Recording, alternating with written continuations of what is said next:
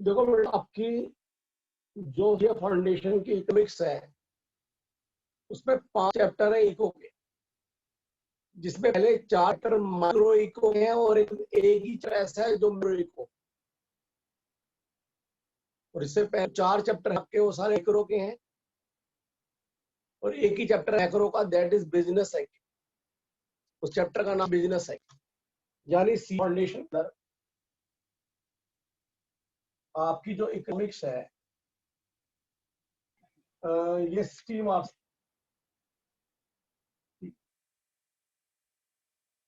इसमें से जो पहले 4 चैप्टर हैं ये वाले, दैट इज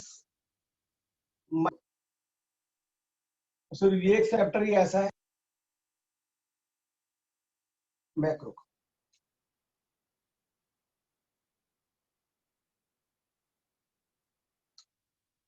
इसमें पहला चैप्टर था बेटे आपका नेचर ऑफ इकोनॉमिक्स, यानी chapter nature and significance of economics. दूसरा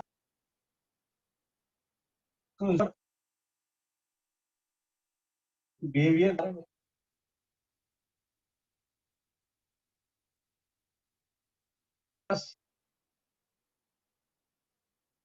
थोड़ी सी सप्लाई भी पड़ी आपके अंदर, डिमांड सप्लाई का। तीसरा कॉस्ट प्लस, फोर्थ आप रेवेन्यू प्लस मार्केट। सिर्फ ये लास्ट चैप्टर ऐसा बिजनेस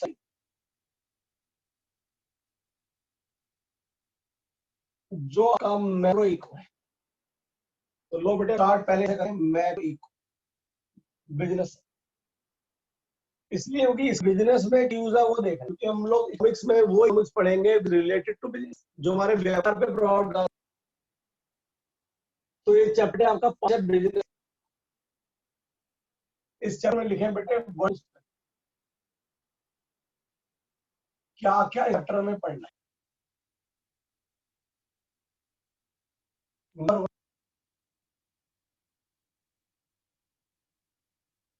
नंबर 1, ये 6 बातें बेटे को पढ़ाई जाए चैप्टर। पहली, meaning and face of business, meaning and face of business. Number 2, effect of business on economy and major. उसका मैच किसी ने दिया है, ठीक है से। नंबर 3, हिस्ट्री, बिजनेस एक्ट की हिस्ट्री। अब हिस्ट्री दे रहे हैं आपको उसके बारे में, हिस्ट्री ऑफ बिजनेस। उसके बाद प्रॉपर्टी, फीचर, कैरेक्टरिस्टिक्स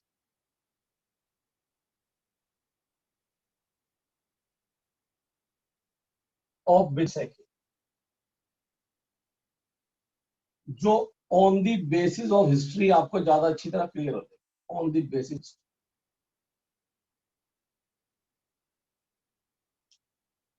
उसके बाद कॉजेस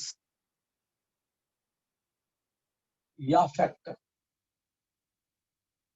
ऑफ बिजनेस, और लास्ट कॉन्सेप्ट सबसे बड़ा इंपॉर्टेंट, इसका बाहरी बिजनेस में क्या प्रभाव पड़ता है, relevance of business decision making.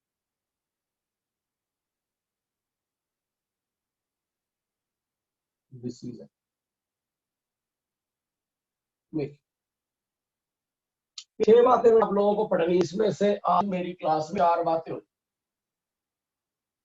ठीक है जी। और बाकी नेक्स्ट क्लास में इन दोनों को खत्म करने की कोशिश करेंगे। तो आज जो हमारी क्लास नंबर 1 वो ये जाएगी और क्लास नंबर 2 में हम इसे खत्म लो जी।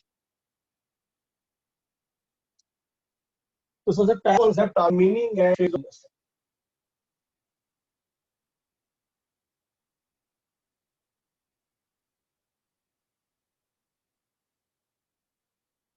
Meaning and face of business.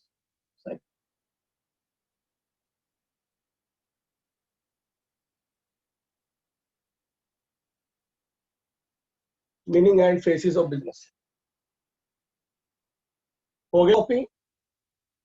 तो सबसे पहले तो बेटे आओ इसका मीनिंग क्या होता है। बिजनेस साइकिल वर्ड हमने बेटे बहुत जगह सुना हुआ है, बिजनेस स्टडी में सुना हुआ है।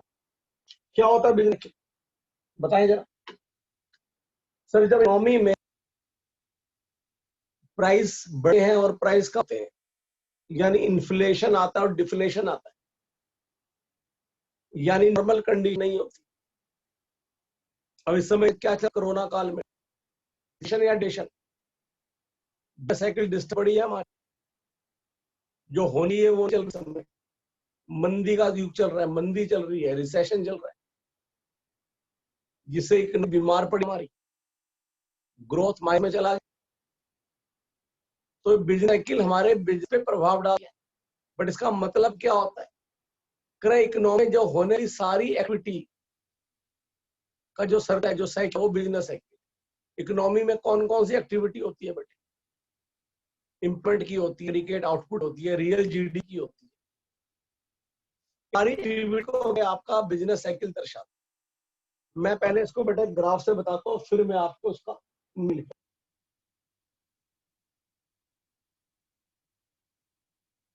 लो जी। पहले बेटे इसके अंदर ये पहला कॉन्सेप्ट कौन सा होता है, मीनिंग एंड। तो पहले बेटे मैं फेस बताता हूँ, आपको मीनिंग। लो बेटे मेरे साथ ग्राफ बनाओ और इस ग्राफ से रिलेटेड सारे क्वेश्चन आपसे पूछे गए एग्जाम। लो बेटे ये है ई और यहाँ है एग्रीगेट इकोनॉमिक। हमारी कौन कौन इकोनॉमिक एक्टिविटी होती है हमारी, प्रोडक्शन है, इन्वेस्टमेंट है, वो चीजें। और रियल जीडीपी कह लो, एग्रीगेट आउट कह लो, रियल जीडीपी एग्रीगेट घंटा एम्प्लॉयमेंट, आउटपुट बढ़ेगा, एम्प्लॉयमेंट बढ़ेगा, ये सारी एक्टिविटी की है। लो जी बेटा यहाँ पर, और ये हमारा है ट्रेंड।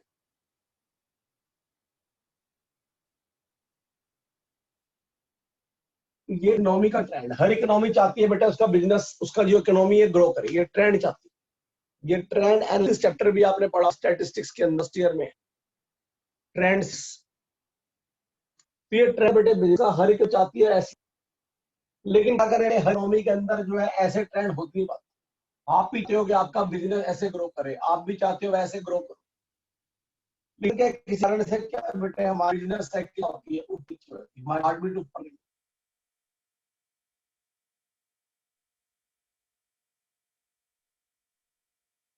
जैसे आप कहते हैं हार्ट ऐसे चलनी चाहिए, कभी दिन झट पड़ गया बेटे, ऐसे हो गया, ऐसे हो गया, मर गया हो गया, तो उसको जितनी स्टेडी रहेगी उतना हमारे देश के लिए, हमारे व्यापार के जो बिजनेस में उतार चढ़ाव, बिजनेस की साइकिल में उतार चढ़ाव, कभी तेजी कभी मंदी आना, दैट इज बिजनेस साइकिल। तो मुझे आप पहले ही बताओ सबसे टॉप में क्या होता है, इस को कहते हैं फेस, पीक या तो सर ये ऐसे जो अब उतार नीचे चढ़ाव है आने चाहिए ना थोड़े। नहीं आने चाहिए, तो थोड़ा लगने शुरू हो जाए। हार्ट अटैक का मतलब ये होता है झटका चाहिए क्या? हर इकोनॉमी चाहिए बेटे, इकोनॉमी स्टेबल तरीके से कर। सर ऐसे बिल्कुल 45 डिग्री की लाइन तो आ भी नहीं सकती। अरे भाई बात रहे ग्रो करनी चाहिए, बस एक स्टैंड एक ही तरीके से ग्रो। Upward sloping. मैं 45 डिग्री की लाइन थोड़ी बना रहा हूँ, मैं तो कह रहा हूँ वो एक स्टैंडर्ड मेंटेन्ड है ना कि इस कह रहा हूँ कि उस पे अगर आप इसके ये नहीं। इकोनॉमी चाहती है, उसका बिजनेस करो, उसकी इकोनॉमी करो। अब इसे देखो, बेकार की बातें बात करना, पहले समझो चीजों को, जो कोई लिंक से हटात करा रहे।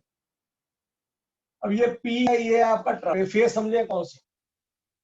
उसके बाद ये जो है, जब इकोनॉमी उठती है, अब जैसे कोरोना बाद जब उठेगी इकोनॉमी, तो उसको हम बेसिकली नाम देंगे रिकवरी। क्या नाम देंगे? और जब सट दौड़ेगी, जब दौड़े तो उसको नाम दे बेटे हम लोग क्या? एक्सपेंशन। एक्सपेंशन। सर ये पीक के साथ में और लिखा है बुक। कोरोना से पहले बेटे, जब कोरोना स्टार्ट हुआ तो कहते हैं हम लोग रिसेशन। जब और गिर, दैट इज डिप्रेशन। तो इकोनॉमिक्स ने इन 6 फेज में बांटा। वो कह रहा है 6 फेज है, और हमारी इकोनॉमी में से किसी एक पर होती। पहला फेज नीचे आ गया रिकवरी। चलो रिकवर ले हम लोग। फिर जब रिकवर कर लेते हैं तो तेजी आई। फिर हम पहुंच गए बूम पे या पीक। फिर मंदी का दौर शुरू हुआ, रिसेशन आया और भयंकर सेशन आया, डिप्रेशन और ट्रफ।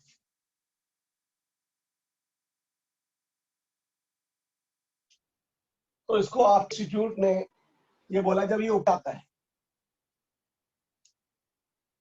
दैट इज एक्सपेंशन को इन्फ्लेशन भी कहते हैं। नहीं जी नहीं, वो वर्ड यूज नहीं होते। रिसेशन यूज जब किया आप ना आपने ऊपर जब जाते डाउनवर्ड हैं ट्रेंड को। अपस्विंग।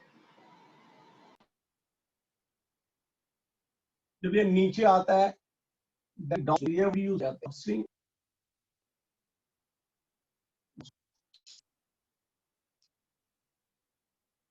तो ये 6 तो ये जो फेस है बेसिकली इकोनॉमिक्स बुक में, इकोनॉमिक्स बुक्स में ज्यादातर ऐसे पता है, क्योंकि है तो इकोनॉमिक्स। सर लेकिन अपस्विंग में आपके आईसीआई ने ज्यादा इसके चक्कर में ना पड़ते हैं, क्योंकि आईसीआई का मकसद इकोनॉमिक्स पढ़ाना तो है। उनको तो ये बता कि आपको चार्ट अकाउंट को इससे क्या फायदा होने वाला, आपको ये अपना क्यों जरूरी है। तो उसके डिफरेंट फेज ना में ना रखे, आईसीआई ने इसको सिंपली 4 फेज में बांटा हुआ। आगे कह रहे हैं ये सब नहीं है जी, एक फेज है। तो लिखे एज पर आईसीआई हो गया कॉपी। इसमें 2 बातें ध्यान, ये जो सर पीक है और ट्रफ है बेटे, एक मिनट यार खराब हो रहे सभी, वीडियो भी खराब हो जाएगी और बात का कोई फायदा भी नहीं होगा। मेरी बात समझ लो, तो जितने मर्जी क्वेश्चन पूछिए, डिस्टर्बेंस हो रही हो कुछ नहीं हो। पीक और टर्निंग, जो पीक और ट्रफ है ये दोनों टर्निंग पॉइंट है। क्वेश्चन आएगा एमसीक्यू, क्योंकि यहाँ से हमारा से भी टर्न करता है, भी क्या करता है टर्न। तो ये इकोनॉमिक्स के पॉइंट होता है, इकोनॉमिक्स की बुक में जनरली ऐसा होता है। अब मैं आपको आईसीआई की बुक, आईसीआई की बुक वाले कहते हैं ये सब कुछ नहीं होता।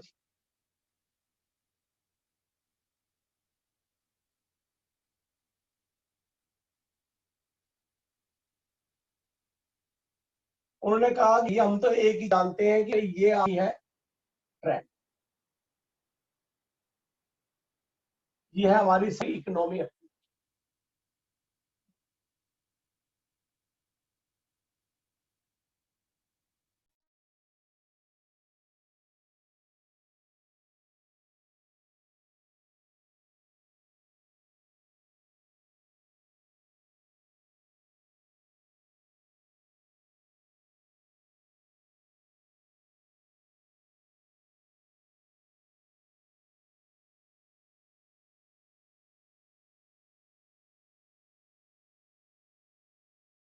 और जब गिरेगा तो एक ही नाम देंगे, दैट इज कॉन्ट्रैक्ट। मैं कहूंगा एज पर ICI,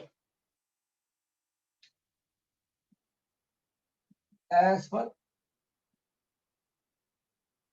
ICI। वो सिर्फ 4 फेज की बात कर रहा है। वो बात है कि इको वाले अपनी जगह ठीक है, लेकिन वो कह रहा है जब ट्रफ से बढ़ेगा पीक तक तो बढ़ ही रहा है। वो अलग बात है, स्टार्टिंग में धीरे धीरे बढ़ेगा, बाद में तेजी से बढ़ेगा। तो 4 फेज कौन कौन से हैं? पहला ट्रफ,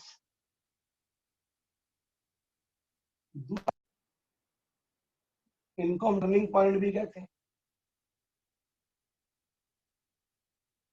तीसरा एक्सपेंशन, और चौथा कॉन्ट्रैक्ट।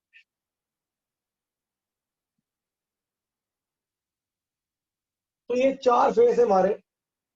तो इसका मतलब बिजनेस साइकिल की जो डेफिनेशन है वो क्या निकली? क्योंकि ये तो फेज खत्म हुआ है, मीनिंग क्या निकला इसका?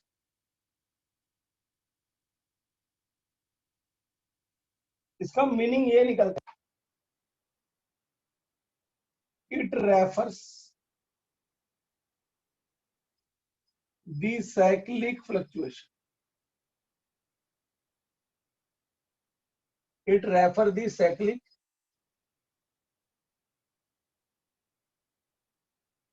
Fluctuation in the level of, किसमें फ्लक्चुएशन? ये रहा, in the level of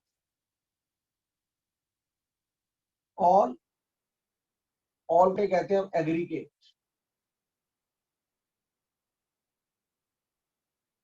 economy. यानी कि जो मंदी या तेजी है वो एक जगह नहीं हो रही, हर जगह हो रही है। ऑल इकोनॉमी एक्टिविटी, यानी हमारा रियल GDP भी ऊपर नीचे हो रहा है, हमारा एम्प्लॉयमेंट भी ऊपर नीचे हो रहा है, हमारा एग्रीगेट आउटपुट भी ऊपर नीचे। तो जब कंट्री के अंदर हर चीज, हर इकोनॉमी डिस्टर्ब हो, जैसे इस समय हुई पड़ी है, that is called business cycle. इसको हम बिजनेस साइकिल कहते हैं। और इस बिजनेस साइकिल से हम या तो नीचे से ऊपर पहुंच जाते हैं, ऊपर से नीचे पहुंच जाते हैं। और कह रहे हैं हर इकोनॉमी में ये बिजनेस साइकिल होती है। नॉर्मल कोई भी इकोनॉमी लंबे समय तक नहीं रह सकती। अब कोरोना काल आया है बेटे, तो बिजनेस साइकिल डिस्टर्ब होगी। अब हो सकता है साल 2 साल बाद फिर ये नॉर्मल हो जाए, और फिर 20 साल बाद कोई ऐसी घटना हो जाए कि दोबारा से हमारी बिजनेस साइकिल डिस्टर्ब हो जाए।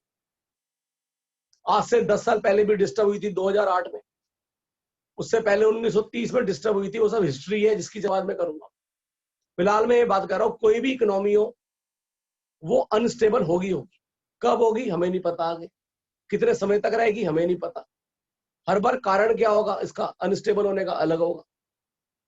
तो वो ये कहना चाह रहा है कि बिजनेस साइकिल आएगी आएगी। ये एक ऐसा भूकंप है जिसकी प्रेडिक्शन नहीं कर सकते, आएगा आएगा। इसका असर किसी पर ज्यादा पड़ता है, किसी पर कम पड़ता है। तो फिलहाल अभी ये, और बिजनेस साइकिल से ये क्या होगा, या तो रिसेशन आ जाएगा, या तेजी आ जाएगी, या मंदी आ जाएगी, ये चलेगा। तो 4 फेज आपको पढ़ने हैं, पीक, ट्रफ, रिसेशन और कॉन्ट्रैक्शन। और इससे हमारी सारी इकोनॉमिक एक्टिविटी जो है डिस्टर्ब होंगी, इसलिए इसमें लिखा हुआ है ऑल एग्रीगेट इकोनॉमिक एक्टिविटी। तो यहां तक मैंने बताया। अब मेरा क्वेश्चन आप लोगों से यह है कि बिजनेस साइकिल ज्यादा कीमतों में उतार चढ़ाव फ्लक्चुएशन इकोनॉमी में होते हैं, कैपिटलिस्टिक में या सोशलिस्ट में? जरा बताएंगे कैपिटलिस्ट। ज्यादा फ्लक्चुएशन कहाँ होते हैं? कैपिटलिस्ट। ऑप्शन दिया है कैपिटलिस्टिक या सोशलिस्ट। कैपिटलिस्ट में सर। कैपिटलिस्ट में होंगे बेटे, प्राइवेट सेक्टर है, कंट्रोल सरकार है नहीं। सोशलिस्ट में बिजनेस साइकिल कम होती है, उनका असर कम होता है, क्योंकि सोशलिस्ट के अंदर सब कुछ सरकार के हाथ में होता है। अगर कुछ ऐसी चीजें आती भी हैं तो सरकार उन पर जल्दी कंट्रोल कर लेती। अब चाइना से कम कर सकते हो अपने आप को, चाइना के असर को बाद चाइना ने कैसे संभाल लिया अपने आप को, और हम लोग कहाँ संभाल पा रहे हैं, क्योंकि वहां सब कुछ गवर्नमेंट के हाथ में। तो इसलिए सोशलिस्ट इकोनॉमी में बिजनेस साइकिल का असर कम होता है, और कैपिटलिस्टिक और मिक्स इकोनॉमी में बिजनेस साइकिल का असर ज्यादा होता है। अब मैं ये नहीं कहूंगा सोशलिस्ट में होती ही नहीं है बिजनेस साइकिल, होती है, बट जल्दी कंट्रोल में आ जाती। तो ये 2-3 बातें बेटे मैं आपको नोट में लिखवा रहा हूँ, लिखे नोट नंबर 1। क्योंकि ये सब एमसीक्यू में आने वाली। बस अब हम बात जब करेंगे तो 4 फेज की करेंगे। Note number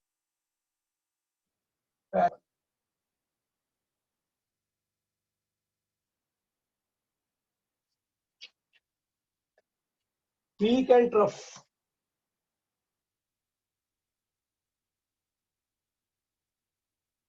peak and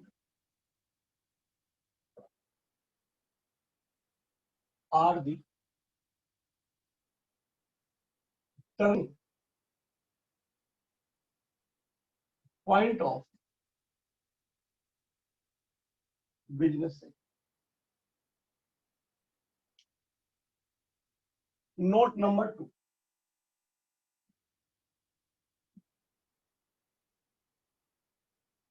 it is found in every economy। हर इकोनॉमी बढ़ती है, but its impact is more in capitalist and less in socialist।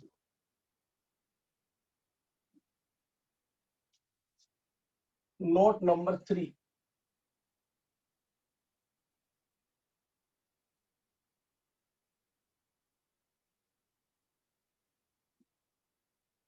अगर बढ़ रहा है, जब आप कहते हो expansion, that is called upswing. जब नीचे गिरेगा या recession, that's down.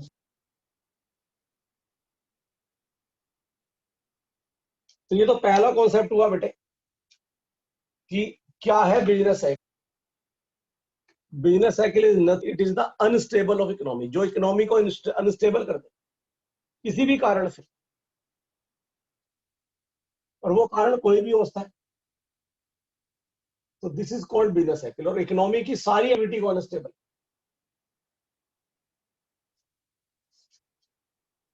Concept number 2, अब मैं आपसे जो क्वेश्चन पूछ का जवाब देंगे बेटे आप लोग।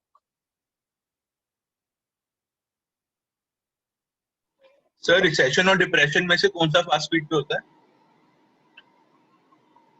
रिसेशन तो धीरे, रिसेशन और डिप्रेशन क्या? हाँ जी, लेकिन हमने एक चक्कर में पढ़ना। नहीं, आप उसमें बता रहे थे ना कि एक फास्ट स्पीड में होता है जब अप स्विंग में। सर नॉलेज के लिए पूछ भाई मैं क्या कह रहा हूँ, अबे वो इकोनॉमिक्स की बात है। यहाँ पर मैं बार बार ये समझा रहा हूँ कि आपको जो इकोनॉमिक्स है वो इकोनॉमिक्स नहीं है, बिजनेस इकोनॉमिक्स है। आपको वो इकोनॉमिक्स के टाइप में भेज रहा आपको। स्टूड वाला सिंपली कह रहा है कि भैया वो बढ़ने वाले को मैं एक ही नाम दे रहा हूँ एक्सपेंशन, घटने वाले को एक ही नाम दे रहा हूँ कॉन्ट्रैक्शन। अब अंदर कौन सा फास्ट है कौन सा स्लो है वो इकोनॉमिक्स में पढ़ना, इस बिजनेस इकोनॉमिक्स उसकी जरूरत नहीं। ये बिजनेस है भी पढ़ोगे आप आगे भी जाके मैक्रो इको के अंदर। अब टॉप बिजनेस है, इसका भाव क्या पड़ता है बिजनेस लॉन्च। तो इफेक्ट तो दो है, या तो तेजी आएगी या मंदी आएगी। मैं कर बात करता हूँ आपसे कि इस समय जो सिनेरियो चल रहा है वो तेजी का नहीं चल रहा, मंदी का चल रहा है ड्यू टू कोरोना, और ये लंबे से चलेगा, आप भी जानते हैं। तो मैं बात करता हूँ बेटा रिसेशन की। तो मेरा पहला क्वेश्चन आप लोगों से है नंबर 1, इसका जवाब if economy will be in recession, अगर इकोनॉमी में रिसेशन आए तो मेरा क्वेश्चन ये है इन्फ्लेशन विल बी।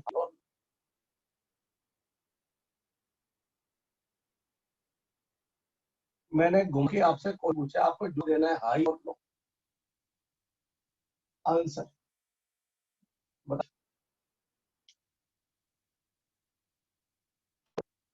इन्फ्लेशन भी हाई और लो, बोलो हाय।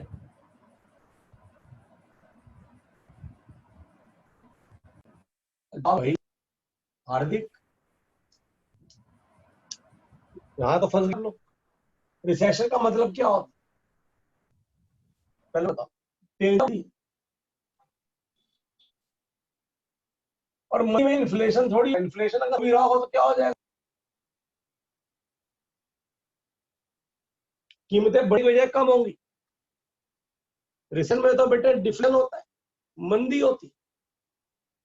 घुमा के क्वेश्चन जान के मैं कि जब आपका कंट्री में रिसेशन आएगा तो इन्फ्लेशन होगा नहीं, उल्टा इन्फ्लेशन होगी, क्या लो हो जाए। अब ये बताओ क्वेश्चन नंबर 2, वाई, कौन बताएगा क्यों लो हो गया। रीजन बड़ा साफ है, क्योंकि एग्रीगेट डिमांड रिसेशन में क्या होता है, क्योंकि एड रिसेशन होगा तो एग्रीगेट डिमांड कम होगी और सप्लाई क्या होगी, ज्यादा होगी। रिसेशन में डिमांड कम हो जाए। अब मुझे बताएं तीसरा पॉइंट, रिसेशन में एम्प्लॉयमेंट बढ़ेगा या कम होगा, जल्दी बोलो। अरे बोलो भाई, कम होगा। रिसेशन में एम्प्लॉयमेंट बढ़ा या कम होएगा। अरे सोचना पड़ लोगों को। कम होएगा। मंदी है, डिमांड है बेटे, एम्प्लॉयमेंट का होगा। और अगर इसका उल्टा लूं तो अनएम्प्लॉयमेंट,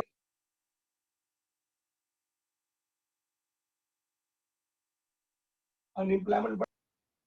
नंबर 4 क्यों होगा बेटा अनएम्प्लॉयमेंट, रीजन बताते हो पीछे, रीजन क्या। प्रोडक्शन कम कर देंगे सब, डिमांड कम है तो। क्योंकि बेटे जो फैक्टर है, factor of production,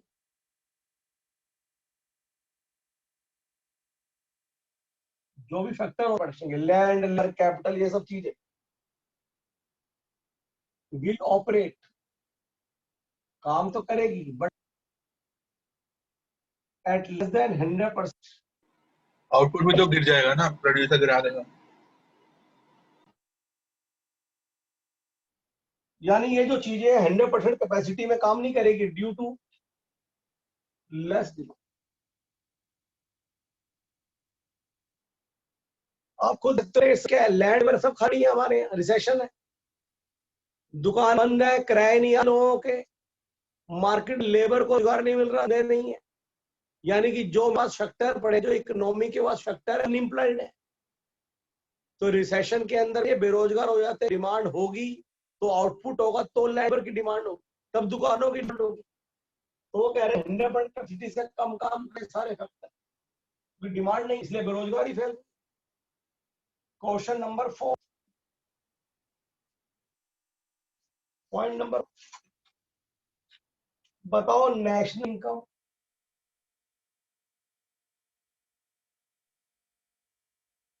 real GD, aggregate output, ये सारी एक्टिविटी है, बढ़ेगा या कम होगा, जल्दी बोलो भाई। कम होएगा। बढ़ेगा। अरे लोग बेरोजगार हो रहे हैं, तू कह रहा है नेशनल इनकम बढ़ेगी। उसने कम कम नहीं बोला है। होएगी। हाँ जी, एम्प्लॉयमेंट कम, एग्री के आउटपुट, डिमांड कम। फिफ्थ, इकोनॉमिक ग्रोथ,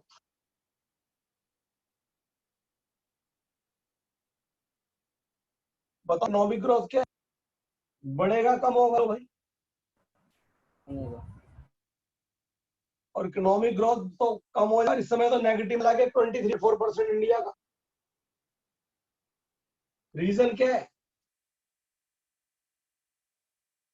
क्योंकि ग्रोथ भी होता है जब आप अपने पैसे को बिजनेस में इन्वेस्ट करते हो, और इस समय बिजनेस कोई आदमी पैसा इन्वेस्ट नहीं कर रहा, बिजनेस में इन्वेस्टमेंट कम होती जा रही। नंबर 6, क्रेडिट, लोग लोन लेंगे या नहीं लेंगे, अरे बोलो। नहीं लेंगे। क्रेडिट का है 3.2, business point two business cycle पढ़ रहे हैं, बिजनेस पॉइंट टू सोचो। क्या मंदी में लोग लोन ले रहे हैं? जल्दी बोलो। नहीं लेंगे। नहीं ले रहे। जल्दी बोलो। इतना कम ब्याज समय तब भी लोग ले कर ले क्या लोन लेके? धंधा तो है ही नहीं, कहाँ लगाएंगे पैसा? लेकिन लोग क्या कर रहे हैं? उधार क्या ले रहे हैं? क्रेडिट एक कम होगा मतलब उधार कम ले रहे हैं, उधार कम ले। कौन उधार कम है? किसकी बात कर रहा हूं मैं? बिजनेस, बिजनेस ऑर्गेनाइजेशन जो है वो उधार ले रही है। सर क्यों उधार ले रही है बेटे? वो कह रही है वैसे ही मंदी है, हम तो वैसे ही अंडर कैपेसिटी पे काम कर रहे हैं, वैसे ही कैपेसिटी पे काम कर रहे हैं। मशीनें तो हमारे यहाँ वैसी ही खाली पड़ी हुई है, क्या करेंगे मशीन लेके? दूसरा उनका रीजन साफ है कि जो नया प्रोजेक्ट भी है, अगर नया प्रोजेक्ट भी है वो उस प्रोजेक्ट को क्या कर रहे हैं? अभी नहीं कर रहे, डिले कर। यानी कोई नया प्रोजेक्ट ऐसा लगाना भी होगा तो डिले कर रहे हैं। तो जब नए प्रोजेक्ट में पैसा नहीं चाहिए, नई पुरानी और पहली मशीनें पड़ी हुई है तो लोन की जरूरत। अब मुझे बताओ लोन की जब जो नहीं है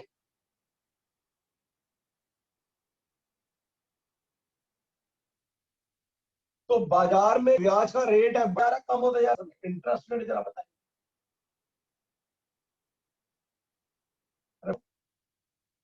कि क्रेडिट एक को भी उन्होंने कम कर। बताओ जी बाजार में इसका रेट बड़ा कम हो रहा है। इंटरेस्ट रेट का मतलब क्या है?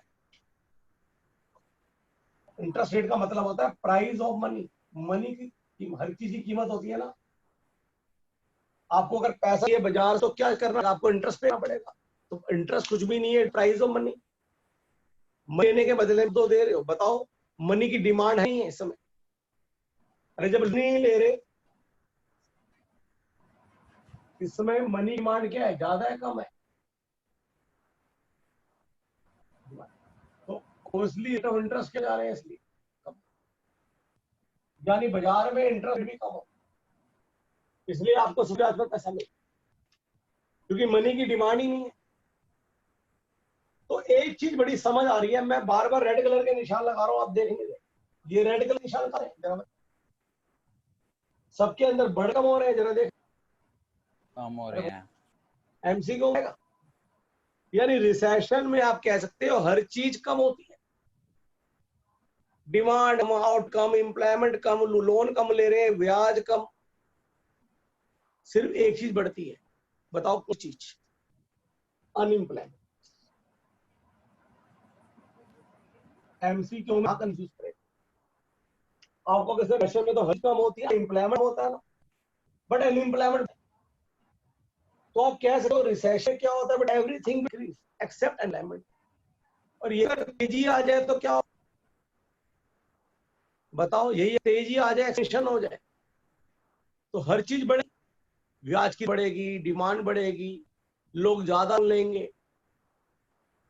एम्प्लॉयमेंट बढ़ा, नेशनल बढ़ेगी, एक्सेप्ट अनएम्प्लॉयमेंट। ठीक है जी। तो ये बात मैं लिख रहा हूँ क्योंकि एमसीक्यू में इसके मतलब नहीं है।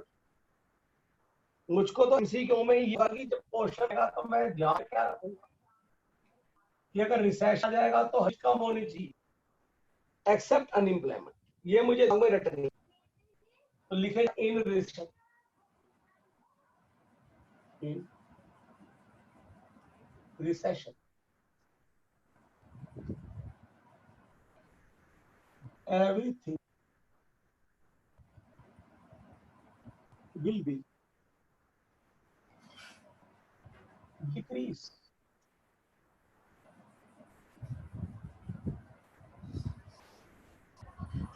except unemployment.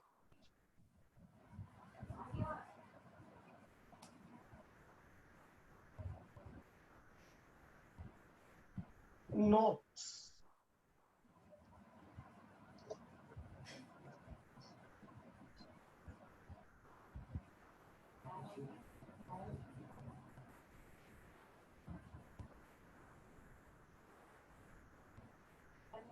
लिखे इन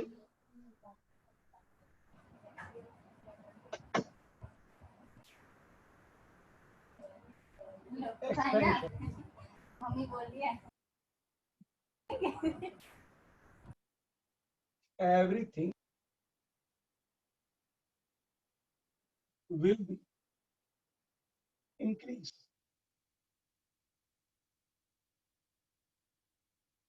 पता नहीं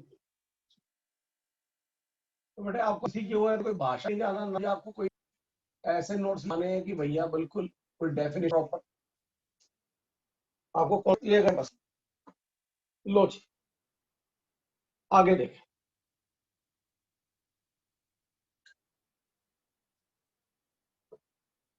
इसे क्या कर रहा हूं मेजर को, इसी पॉइंट कॉन्सेप्ट में मेजर देखो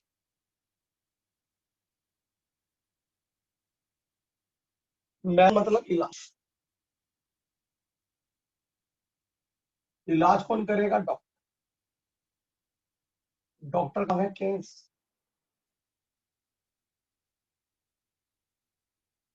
जब पहली मंदी आई थी बेटे 1930 के अंदर सबसे बड़ा मंदी, अब उसके बाद आ गए कोरोना वाली ज्यादा गंदी मंदी है, बीए दो हो रही है मंदी। पहले मंदी थी तो के ने कहा था इस मंदी का जो कारण है वो ये है कि कंजम्पशन कम कर रहे हैं और इन्वेस्टमेंट कम कर रहे हैं, ये उसने कारण बताया था। क्या अब मंदी आ गई, क्या उस वक्त कंजम्पशन या इन्वेस्टमेंट कम है? नहीं सर, तो मंदी कारण ही अलग है कोरोना, तो हर बार कारण अलग अलग होगा। तो क्या इलाज भी सेम होगा या अलग अलग होगा? जल्दी बोलो भाई फटाफट। हर कारण अलग है तो इलाज भी क्या होगा? अलग अलग होगा। तो केस ने ये जो इलाज बताया था मंदी का, ये 1930 का इलाज, क्योंकि उसमें कारण था, उसमें कारण ये था उन्नति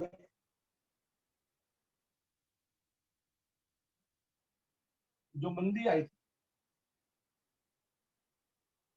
जिसे विश्व की बहुत बड़ी मंदी आता है, कह रहे जी डिमांड कम है। कह रहे डिमांड इसका है कि कंजम्पशन कम है और इन्वेस्टमेंट। कंजम्पशन कौन करता है बेटे? House hold. और इन्वेस्टमेंट कौन करता है? फर्म। कह रहे इन दोनों ने कंजम्पशन कम किया, इन्वेस्टमेंट कम कर दिया, इस वजह से क्या आ गई? मंदी आ गई। ठीक है जी। तो जो मंदी आया वो इस वजह से कंजम्पशन का, इन्वेस्टमेंट। तो उन्होंने कहा क्या इलाज किया जाए, इसका इलाज किया जाए। तो केस ने ऐसा है, इसका एक बहुत ही इलाज है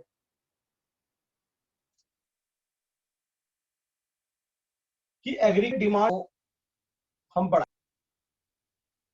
उन्होंने कहा कैसे बढ़े एग्रीगेट डिमांड? कह रहे एग्रीगेट डिमांड का फॉर्मूला होता है C plus I plus G, पता आपको? और वैसे नेट एक्सपोर्ट होता है।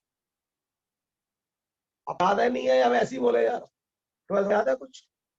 याद है। Consumption expenditure, investment expenditure, government expenditure, और एक और होता था नेट एक्सपोर्ट। सरकार उसने कहा मैं नेट एक्सपोर्ट की नहीं कर रहा, मैं उसको जाना नहीं चाह रहा, मैं एंड में लिखवा दूंगा उसके बारे में भी, नेट एक्सपोर्ट के बारे में। केस का सुनो, केस कह रहा है ये जो हाउस है ये डिमांड कम का, ये डिमांड कम कर रहा है। एक डिमांड हम बढ़ सकते हैं क्योंकि हम बढ़ाने की बात करेंगे तो हमारी बात मानेंगे। सरकार चाहिए क्या? सरकार चाहिए अब खर्चे बढ़े, वाह, ताकि ये जितने कम हुए उतने से ये बढ़ेंगे तो बैलेंस हो जाएंगे। क्या हो जाएगा? बैलेंस। मान लो डिमांड 5% कम होगी, इसकी डिमांड 5% कम होगी, तो ये 10% से बढ़ा। इस बीमारी का इलाज, ये इलाज और इसका इलाज का नाम, इस इलाज का नाम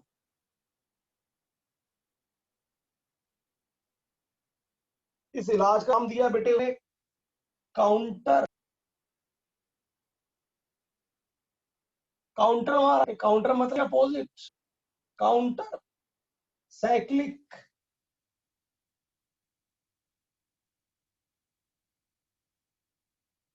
एग्रीगेट डिमांड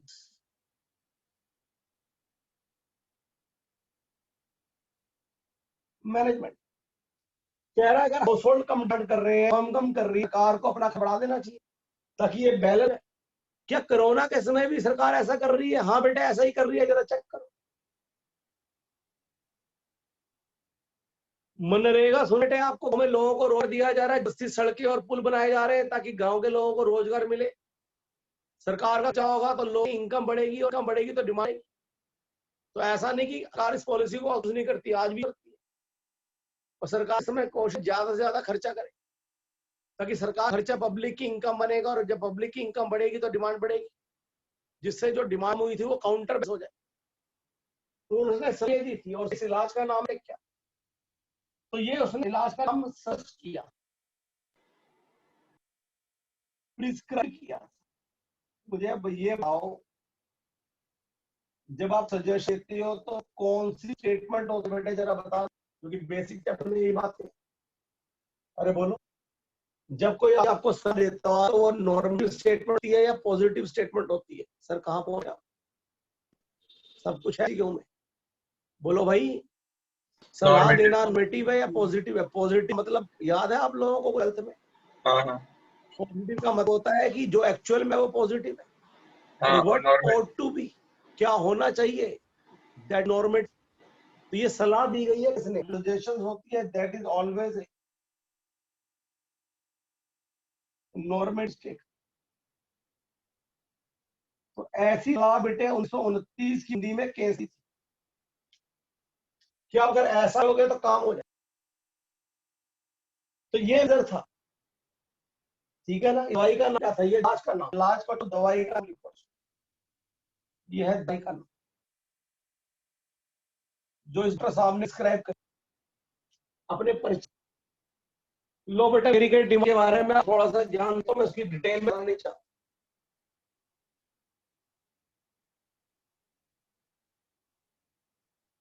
क्योंकि ये मेरे कोर्स का पार्ट नहीं है, ये एग्री डिमांड है। चार फॉर्मूले हैं, चार फॉर्मूले।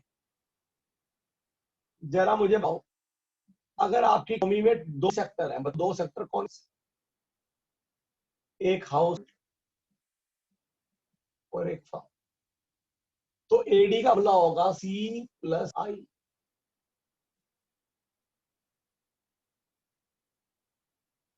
अगर आपकी इकोनॉमी में तीन सेक्टर है, यानी हाउस होल्ड, फर्म और गवर्नमेंट, पढ़ा है ना, मनी पढ़ा हुआ आपने, 12th क्लास के अंदर था ये तो। हाउस, फर्म और नेशनल इनकम में था। तो बेटे सी प्लस आई प्लस होगा जी, यानी गवर्नमेंट एक्सपेंडिचर। और अगर आपकी इकोनॉमी 4 सेक्टर, यानी आपकी इकोनॉमी ओपन है,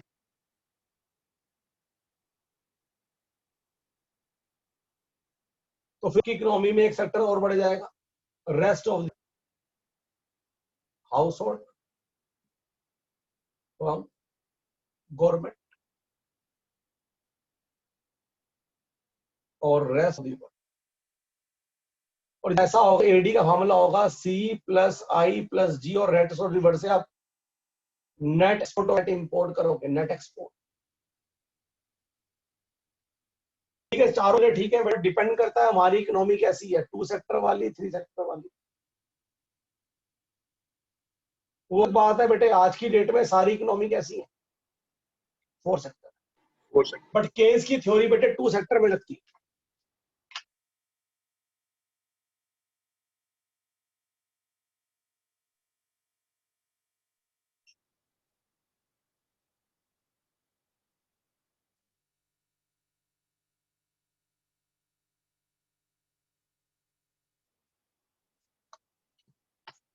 और जी कौन सा नंबर 3, हिस्ट्री। केन्स की थ्योरी टू सेक्टर में लगती है, 3 सेक्टर में लगती है। मतलब वो एजम्पशन है, 12th क्लास में एजम्पशन लेके चलते थे कि केन्स की एडी का हमला क्या लिखते थे 12th क्लास के अंदर, सी प्लस आई। याद नहीं है आपको?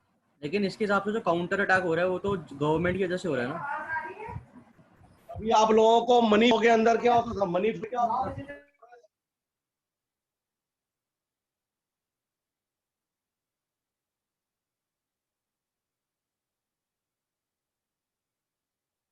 बट ये सब आने वाला नहीं है बेटे, ये काम का है बस।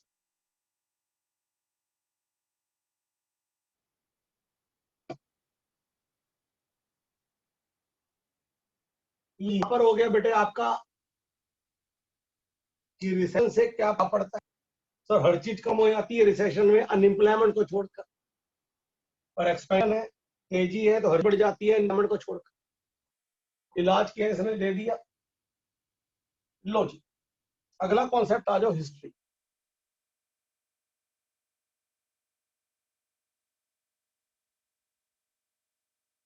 हिस्ट्री ऑफ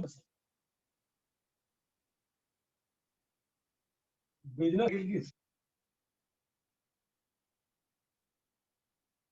या मैं इसको यार रिसेट मंदी कब कब,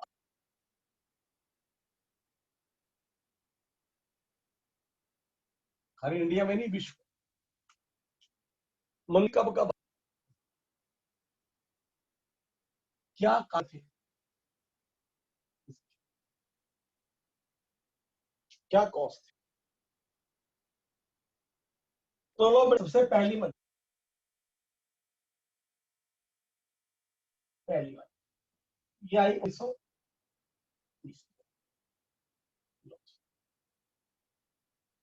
1930 में कहते हैं, बट इसका पीरियड 1929 से शुरू हो गया था और 1929 से लेकर 1933 तक। इसका जो खतरनाक है 1930, इसलिए कहते हैं।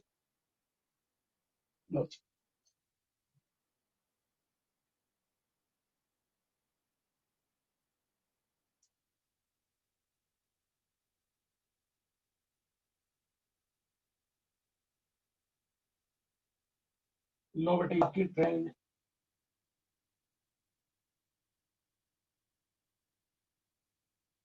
लो कह रहा 1920 में सब नॉर्मल, कोई दिक्कत नहीं। बात हो रही है क्योंकि जब एक बड़ी कंट्री मंदी आती है तो दूसरी छोटी कंट्रियां भी लपेटों में आ जाती। बड़ी कंट्री को चेंज आए तो बड़ी कंट्रियों में चेंज आ जाएगा। अब चाइना में कोई गड़बड़ है तो बाकी कंट्रियों में भी देखो असर हो रहा है। छोटी कंट्री में मंदी आ रही है कोई दिक्कत नहीं होती, बड़ी में आने पर देखो बाकी कंट्रियों में भी क्या होती है, वो बीमारी फैल जाती है। 1920 में मंदी है, और ये मंदी जो है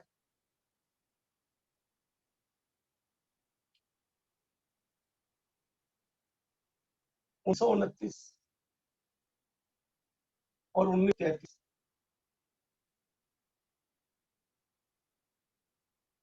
के बीच। कह रहा है इसका कारण क्या था,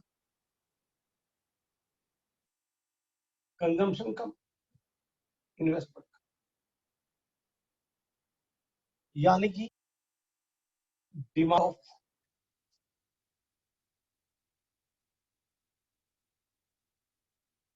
हाउस और डिमांड ऑफ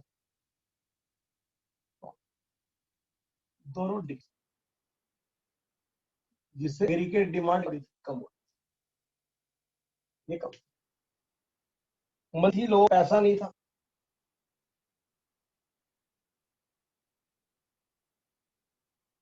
और इस महीने बैठे थे वर्ल्ड अंदर, इस महीने पूरे वर्ल्ड को अपने चपेटे में लिया। जब एक छोटे बड़े शहर से चलती है धीरे धीरे की जगह पे आया। उसमें डॉक्टर साहब, डॉक्टर का नाम क्या, बोलो। केन्स। इसने मेडिसिन का नाम, मेडिसिन नाम क्या था, बोलो भाई।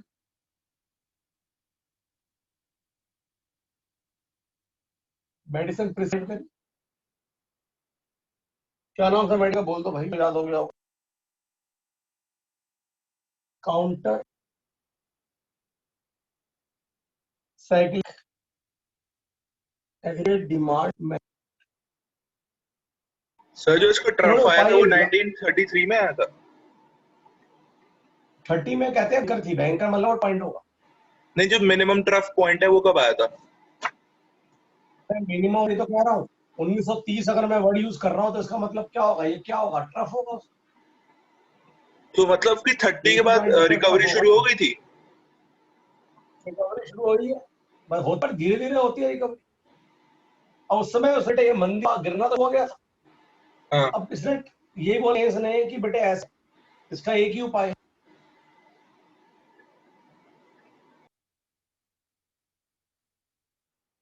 कि गवर्नमेंट को अपने एक्सपेंडिचर क्या करने चाहिए, बड़ा,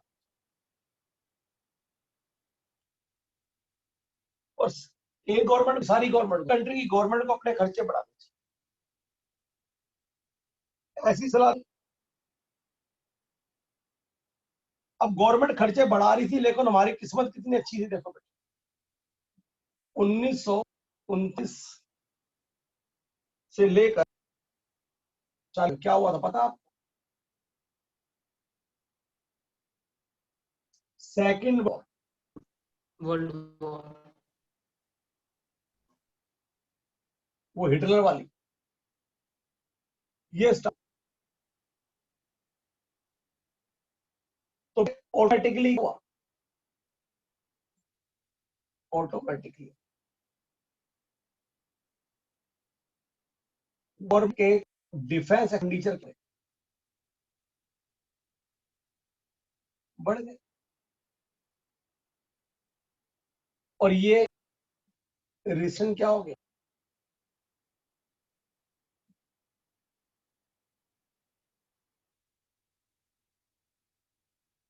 रिमूव, यानी ये रिसेशन है ऊपर से,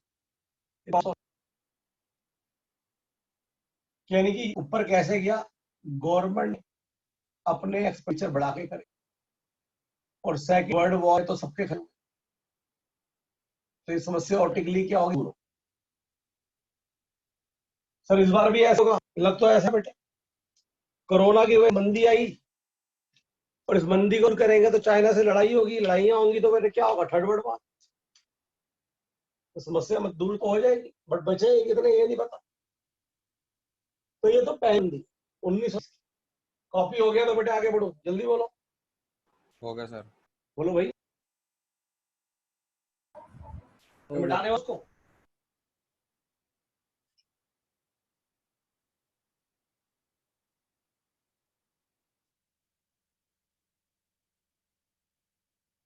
हो गया सर।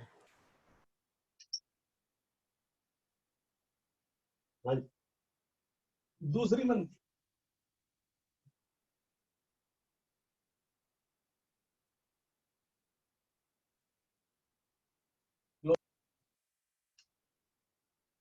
सेकंड,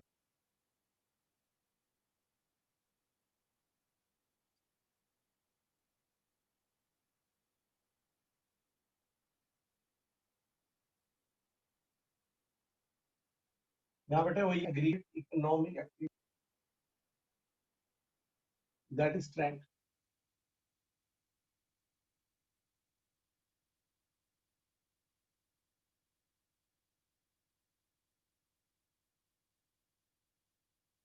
लो जी, लोग ये क्या मंदी,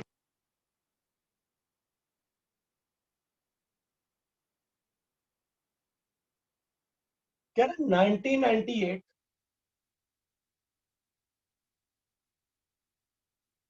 मुझे यहाँ आया 1998, ये है 10 महीना, ये 1998, 1998 का एज था, ये बेटे इंटरनेट का एज, पता आप? इंटरनेट ऐप मतलब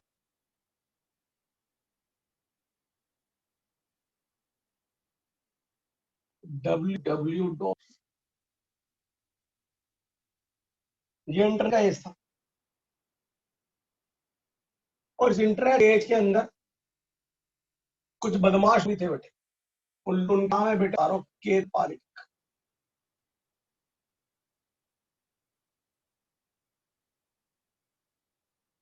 बेटे इन लोगों क्या किया,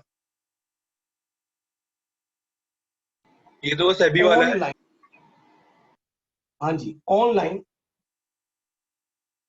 शेल कंपनी, यानी कागजों में बड़ी बड़ी कंपनी दी, बट ये कंपनी जो है नॉट फिजिकली एग्जिस्ट।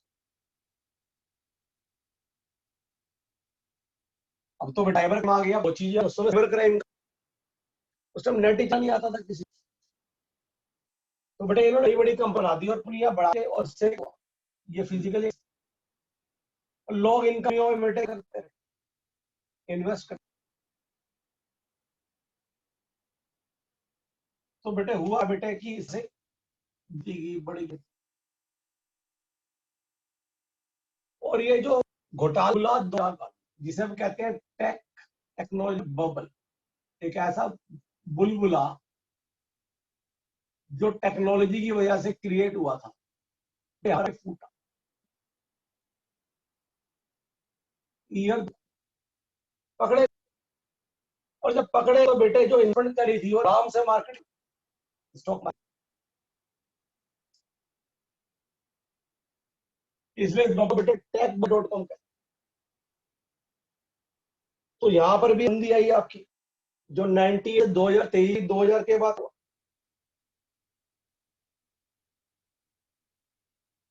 और ये बेटे 2003 तक ये मंदी। अब तीसरी बात देखो, 2000 के बाद हुआ, हर बार कुछ हो जाता है हमारे, इसको tech.com कहते हैं। थर्ड देखो हो गया, कॉपी आएंगे,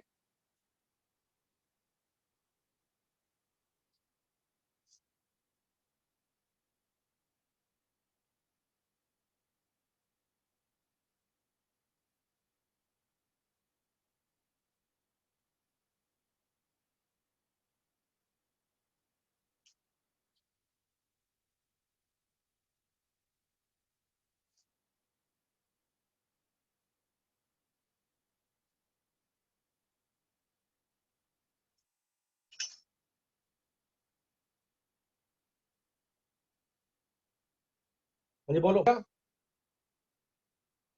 हटा दो इसको। तो देखो हर कारण है, हर बार आ रही है, करों बाद आ रही है नहीं पता। पहली मंदी से दूसरी मंदी का 1900 के बाद 2070 पता नहीं कब मंदी आ रही है। अब तीसरी भी देखो, recession,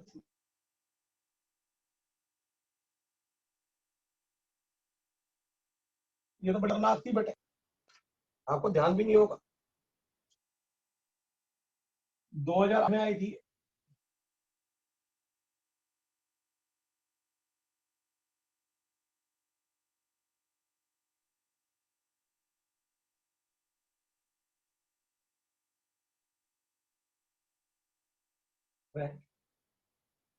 year aggregate economy act,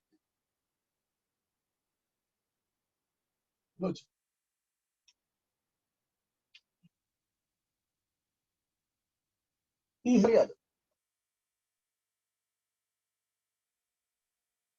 2000 में चल रहे बेटे, उभर भी नहीं पाई, मंदी थी वो केवारी वाली। 2013 दो में लोगों का खत्म हो गया स्टॉक मार्केट से, क्योंकि केवारी जैसे लोग कंपनियां आके लूट ली, लोगों ने मार्केट में पैसा आना बंद किया। बता सकता कोई 2003 के बाद में कहाँ पैसा शुरू करा, प्रॉपर्टी में। 3 जो है देखो, पैसा तो लगाते लगे स्टॉक मार्केट, तो प्रॉपर्टी गोल्ड। तो 2003 का जो युग था वो प्रॉपर्टी का था, क्योंकि बैंक को लोन आराम मिल जाते थे, कोई दिक्कत नहीं बेटे, और उस पैसों से हम प्रॉपर्टी लेते, क्योंकि होम बड़े इजीली मिल जाए, और उन प्रॉपर्टी को खरीद कर हम देते थे और मुनाफा हो जाता था। तो लोगों ने कहा शेयर मार्केट बढ़िया, तो प्रॉपर्टी, जब प्रॉपर्टी लोग खरीदते तो बेटे जब ले तो अच्छे लोग होते और बुरे लोग, यानी यहाँ से शरीफ लोग लोन ले और विजय माल्या मोदी से भी लोग। तो ये प्रॉपर्टी है खाली इंडिया में नहीं, ऑल ओवर वर्ल्ड में चल। 2008 में क्या हुआ बेटे, प्रॉपर्टी के रेट डाउन होने शुरू हो गए, यानी जितने का लोन लिया था बेटे, क्योंकि जब हर आदमी प्रॉपर्टी की डिमांड करेगा तो बढ़ेंगे, लेकिन वो रियल प्राइस वो होते हैं जो वाकई उसको यूज कर रहा है प्रॉपर्टी। अगर आपने बेचने पर्पज से प्रॉपर्टी को खरीदा है तो एक समय आएगा जरूर प्रॉपर्टी धड़ाम से गिरेगी, क्योंकि आप उस प्रॉपर्टी रह नहीं रहे, इन्वेस्ट कर आपने। तो 2008 में ऐसा हुआ बेटा, प्रॉपर्टी धड़ाम से, तो बेचारे बुरे थे जिन लोगों ने लोन ले रखा था प्रॉपर्टी के अगेंस्ट में, उन लोगों ने तो लोन खा लिया। यानी बैंक को बहुत नुकसान, इसलिए बबल को क्रेडिट क्राइसिस, यानी होम लोन जैसे। और ये घटना इंडिया के बैंकों में बटी गई, इंडिया और यूके के बैंक। जैसे हमारा पर LIC है, पता है आपको, जो बहुत बड़ा बैंक हमारा LIC सबसे माना जाता है, इस यूके AG है। LIC अगर हो जाए हिंदुस्तान में दिक्कत आ जाएगी। हर घर में LIC है, हर बंदे ने पैसे की पॉलिसी ले रखी। अब सोचो यूके में ऐसी LIC जैसी कंपनी जिसे हम AIG कहते हैं, वो कंपनी दिवालिया होगी। सोचो हाल हुआ होगा। और यूके आने वाली महीने सारे कंट्रियों को चक्कर में ले लिया। इंडिया में इसका असर हुआ, पता नहीं हुआ। और यूके इस मंदी उभरा है 14, यानी 6 साल यूके इस मंदी से उभरे। तो इसे भी एक बड़ी मंदी कहता है, जिसके अंदर बैंकों का पैसा मार लिया उन लोगों ने जो नॉन परफॉर्मिंग कस्टमर थे, जो बुरे कस्टमर थे, और इसे इकनॉरी हिल गई। और बुरे कस्टमर जब पैसा मार मोटा ही मारते हैं, भी तो पैसे ही का उधार लेता है। तो लो जी जरा इसके बारे में लिखवा दे कि 2000 में क्या, 2003 लोग का कब गया, कहाँ कम हो गया, in share.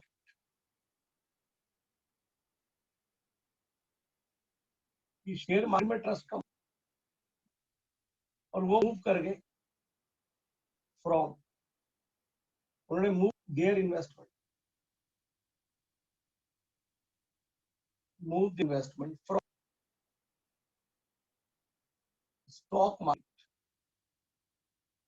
To property market. इसके पीछे रीजन था क्योंकि बैंक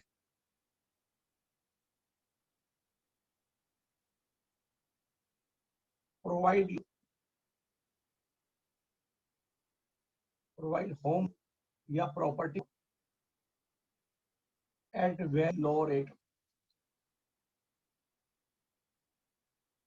कम ब्याज आती। दूसरा,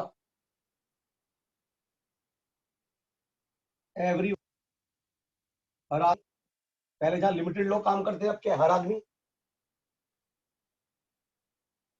start to buy and sell to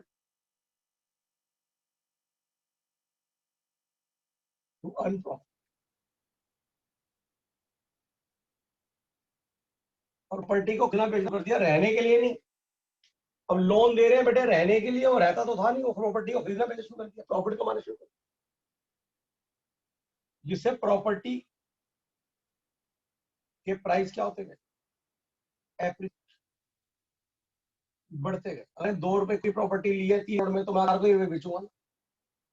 जिसने चली ली है मेरे से उसका बेचेगा, तो प्रॉपर्टी के प्राइस क्या होता है, एप्रिसिएट।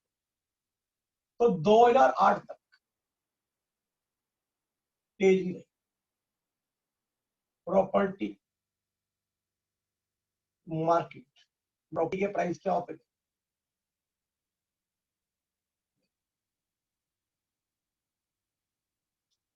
यहां पर आके बेटे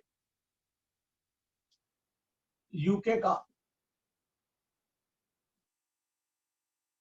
बैंक फेल, AIG, ये इंश्योरेंस कंपनी, जैसे इंडिया IC बोली, ये फेल।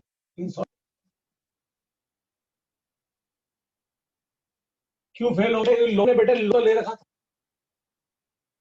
वो पे ड्यू नो परफॉर्म कस्टमर,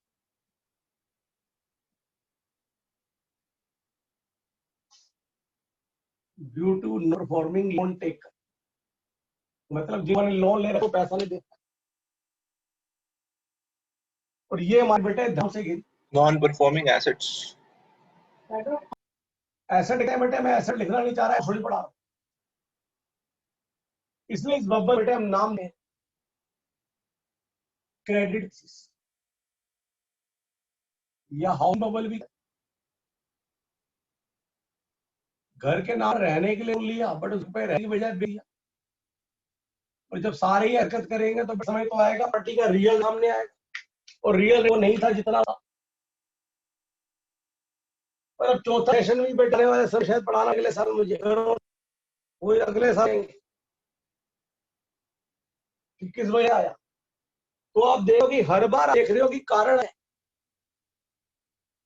पहली बार डिमांड कम की वजह से, दूसरा इंटरनेट टेक्नोलॉजी की वजह से शेल कंपनियां, तीसरी बार आया क्रेडिट क्राइसिस, लोन का आया नहीं पैसा, बैंक फेल करा डाले, और चौथा जो वाला आने वाला है। हर बार काला गया तो इलाज थोड़े डिफरेंट हो। बिल्कुल जो के ने इलाज बताया वो पहली वाली रिसेशन का था, ठीक है जी। तो इस हिस्ट्री के चीज पर भी आपको क्या बात पता लगती है। कॉपी हो गया तो मैं लिखो कॉन्सेप्ट नंबर, क्योंकि मैंने और एमसीक्यू कॉन्सेप्ट नंबर हो गया भाई। हो गया सर।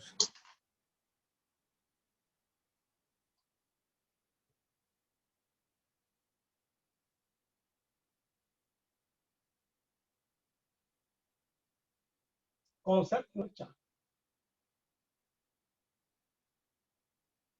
लिखे प्रॉपर्टी फीचर characteristics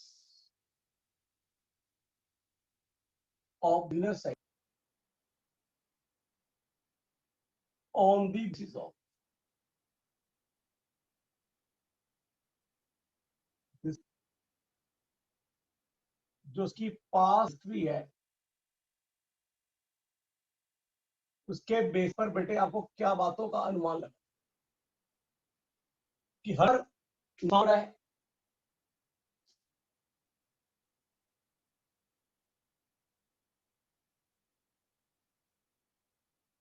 कि हर बार रिसेशन हो रहा है और अनुमान आना मुश्किल है। पहले अनुमान लग जाता है कि रिसेशन आने वाला है तो हम तो भगवान बन जाते हैं। एज ए चार्ट अकाउंटेंट अगर आपको पता लग रहा है मंदी आने वाली है तो बेटे आप क्या करते, आप तो अंतर हो जाते हो और उस रिसेशन का फायदा उठा पहले से ही अगर आप पता नहीं खरीद के।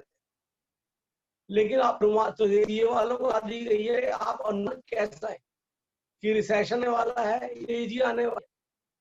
सर ये अनुमान लगा सकते हैं चार्ट अकाउंटेंट, ये इसके कुछ इंडिकेटर होते हैं जिनकी नेक्स्ट क्लास में करूँ।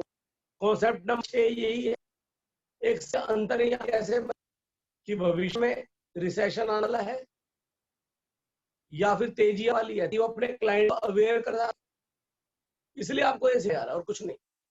लो जी अब आओ जी प्रॉपर्टी। अब मुझे ये बताओ बिजनेस साइकिल आगे भविष्य में भी आएगी या अब कभी जिंदगी वाली नहीं है जरा भाई। क्या आपको लग बिजनेस साइकिल भविष्य में कभी आएगी 10 साल 15 साल 20 साल बाद?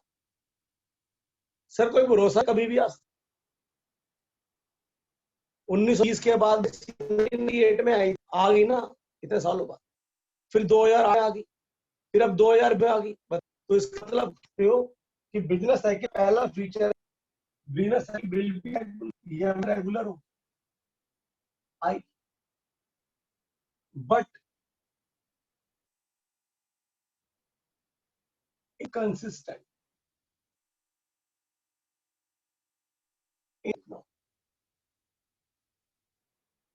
लेकिन इकोनॉमिक्स का एक जैसा नहीं।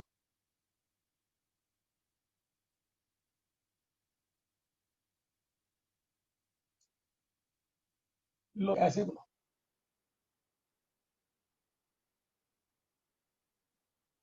पहला, बताओ बेटे पहले क्या है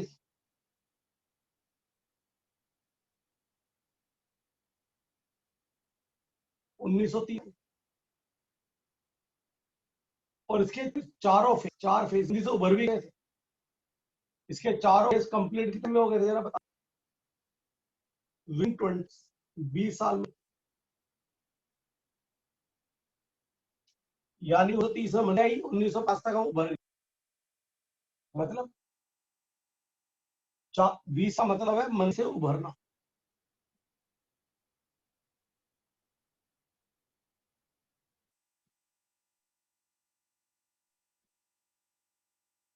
सेकंड वर्ड हुई, फिर खर्च किया सरकार ने।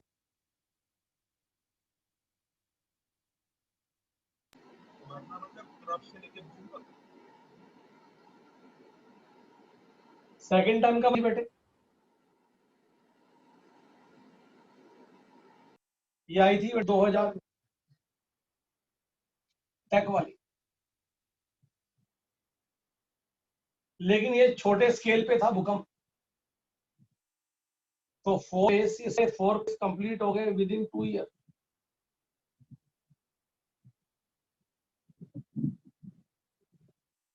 विद इन 2-3 साल मेरे फेस कंप्लीट। तो हर बार ये, लेकिन हर से उभरने में लग रहा है, कभी 20 साल लग जाते हैं, कभी 2-3 साल लग जाते हैं। अब कोरोना से कितना समय लगेगा हमें नहीं पता।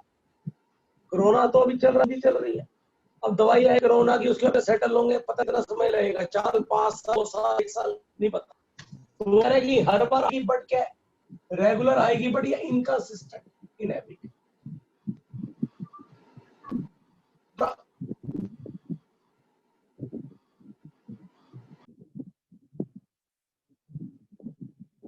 कह रहा है पहली मई आई थी 1900 में, फिर आई 2000 में, आई 2008, यानी 1930 के बाद 2000 में आई, फिर 2008 में, कोरोना 2020 में। गैप 70 साल का, यहाँ गैप 8 साल का, यहाँ गैप 12। तो क्या कहो, गैप भी जो गैप है between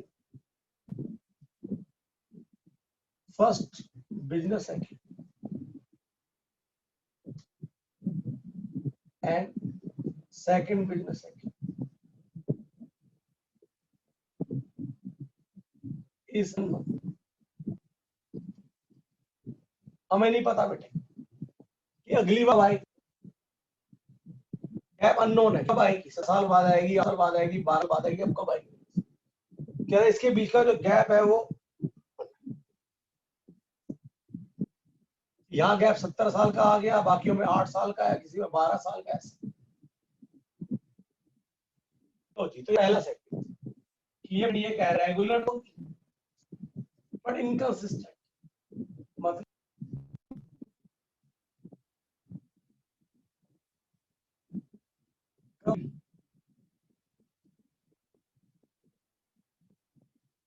नेक्स्ट टाइम उभरने में कितना समय लगे, उभरने में तो जो ये 4 फेस आप कंप्लीट कितना हो समय, तो ये एक ट्रफ से लेके दूसरे ट्रफ तक है या बूम से बूम तक? तो हाफ नहीं है बेटे। हाँ, उभरने में कितना समय लगेगा, तो पहला फीचर तो ये है, इसकी बात कर रहा है। Number 2,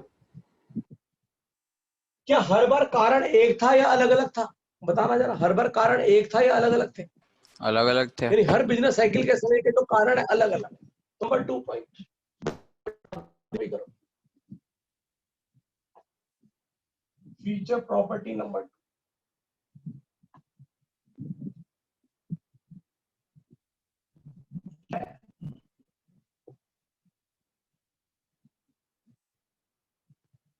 every time, her bar, causes and reason, उसका इलाज of business cycle note, her bar same नहीं बचे, डिफरेंट।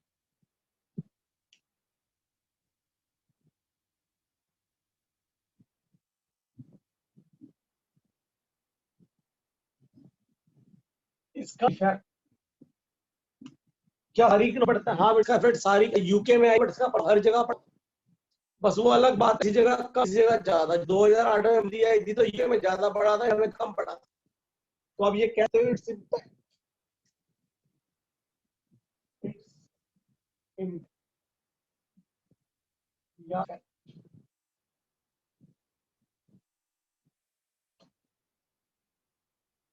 lie all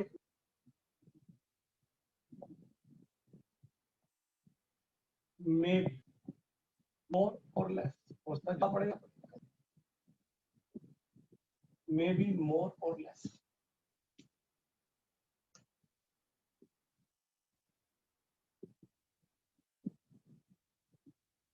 लो जी, ये सारी बातें इसलिए बताई जा रही हैं आपको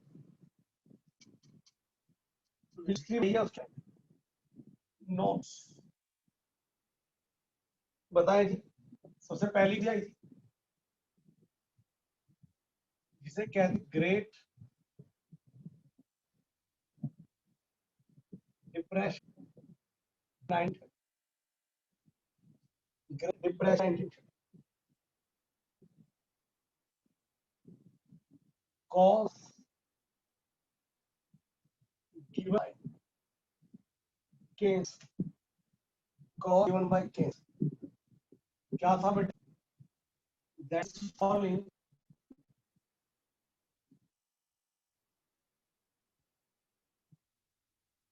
consumption and investment expenditure, both fall in consumption and investment expenditure both. Number B, दूसरा टैग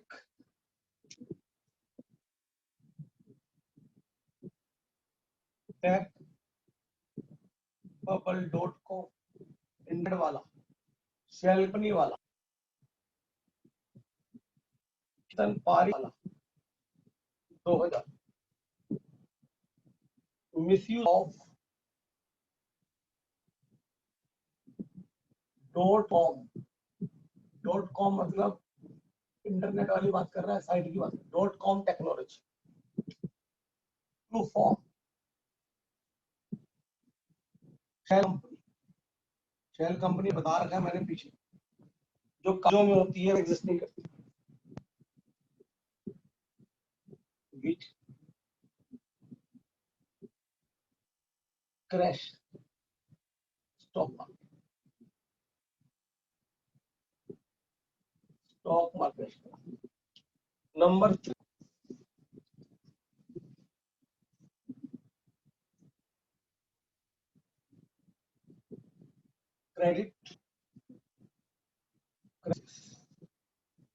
credit crisis और 2000 प्रॉपर्टी वाला जिसे हाउस बबल भी कहते हैं। बबल इसलिए यूज कर बेटे बुलबुले भी फूट सकते हैं, हाउसिंग बबल। ये क्यों, बैंक gives a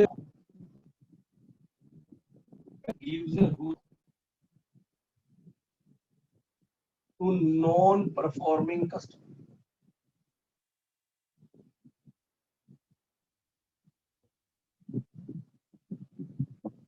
इस वजह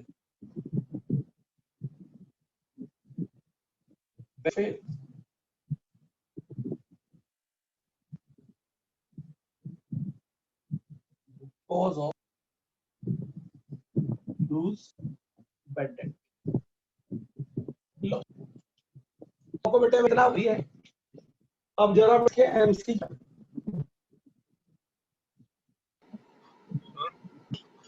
अब इसका एमसी क्यों आ गया बेटा,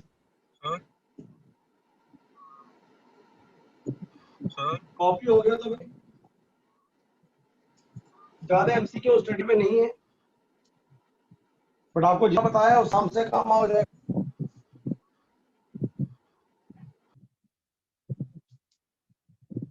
और एक करेक्टिक्स और भी हो उसका पता है, साइकिल अगर एंट्री में आई है तो दूसरी कंट्री में आएगी या नहीं आएगी बताओ, उसका असल कंट्री में भी हो, इसलिए इसमें छुआछूत मारी कंटिन्यूस डिजीज, छुआछूत की कोरोना बीमारी है, इस तरह की बीमारी, तो ये भी इस तरह के एमसीक्यू क्वेश्चन आ सकते हैं। लो क्वेश्चन नंबर पेपर आ जाओ, तो business cycle sir 1 minute note करने दो। जल्दी करो भाई ताकि मैं स्क्रीन शेयर करूं फटाफट।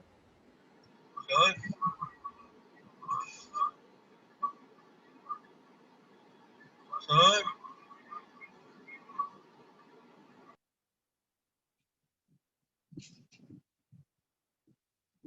बोलो क्या कह रहे हो, आवाज आ रही है? सर मैं वो 4 फेस वाला पूछ रहा था, वो क्या है, वो समझ नहीं आया कि 4 फेस कंप्लीट कैसे होते हैं। वाला ये क्या समझाना भाई? फोर मतलब वो बेस जब होता है, तक इसीलिए इन्हें कह दिया बस। तक नहीं पूछता वो पढ़ना चाहती है उनकी डिटेल में। हाँ बेटा आवाज साफ नहीं कट रही है, हार्दिक की आवाज आ रही है, नहीं आ रही? बेटा हटा दो जल्दी। हो गया सर, हो गया। लो जी बेटे, अपना में बुक्का निकालो, पेज नंबर 120 है, कौन सा देखो जरा, मैं आपके साथ शेयर कर रहा हूँ।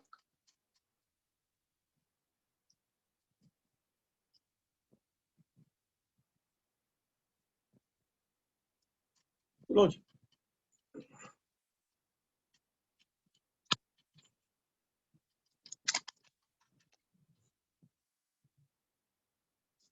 लो बेटा बताना शुरू करो फटाफट। पहले का आंसर बोलो भी, पहले का आंसर क्या है? अरे आ रही है आवाज? स्क्रीन शेयर हो रही है? पहले तो ये बताओ, आप लोगों की आवाज ही नहीं आ रही मेरे पास। अरे आ रही है आवाज या नहीं आ रही? आ रही है सर, आ रही है। ठीक है जी, लो जी पहले का आंसर।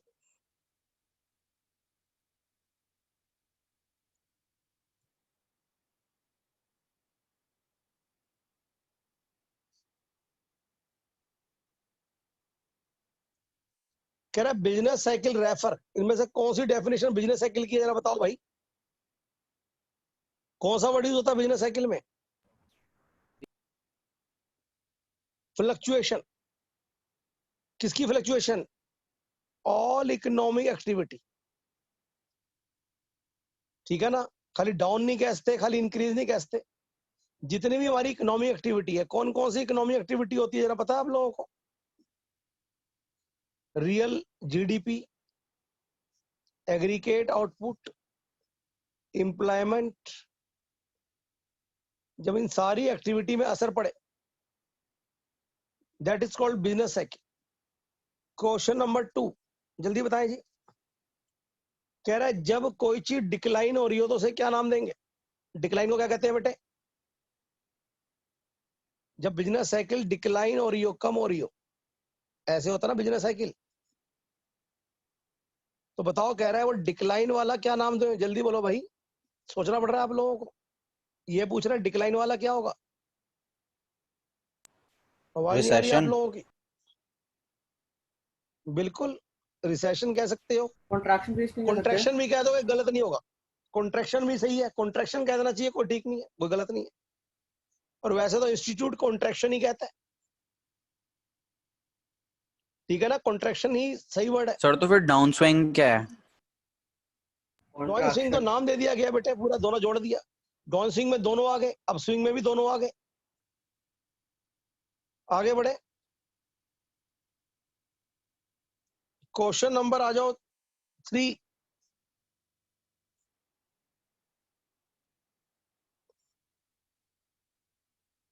बताओ जी, आसान है ये तो, बोलो भाई।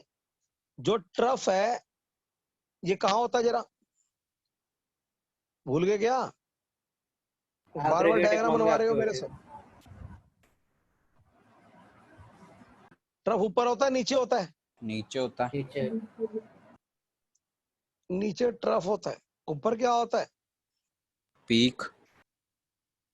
पीक का दूसरा नाम बूम। बूम। वो कह रहा है किसकी वजह से होता है? कह रहा है वही एग्रीगेट ट्रफ। किस चीज का ये? जो भी अप डाउन हो रहा है वो एग्रीगेट इकोनॉमिक एक्टिविटी का हो रहा है। अगला लोएस्ट पॉइंट कौन सा होता है? लोएस्ट पॉइंट तो ये रहा, क्या है? ट्रफ, ठीक है जी। सबसे ऊपर वाला पॉइंट तो पीक होता है, लोएस्ट पॉइंट कौन सा? ट्रफ है। हाँ जी, फोर्थ क्वेश्चन के बाद आ जाओ क्वेश्चन नंबर 10। बीच के अभी कर नहीं पाओगे, बताओ जी।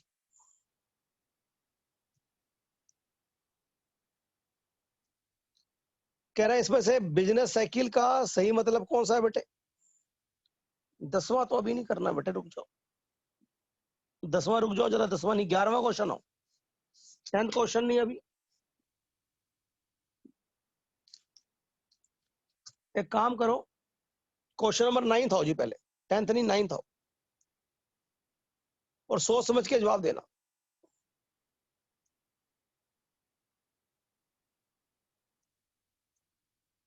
कह रहा है इनमें से कौन सा एक्सपेंशन के समय नहीं होता।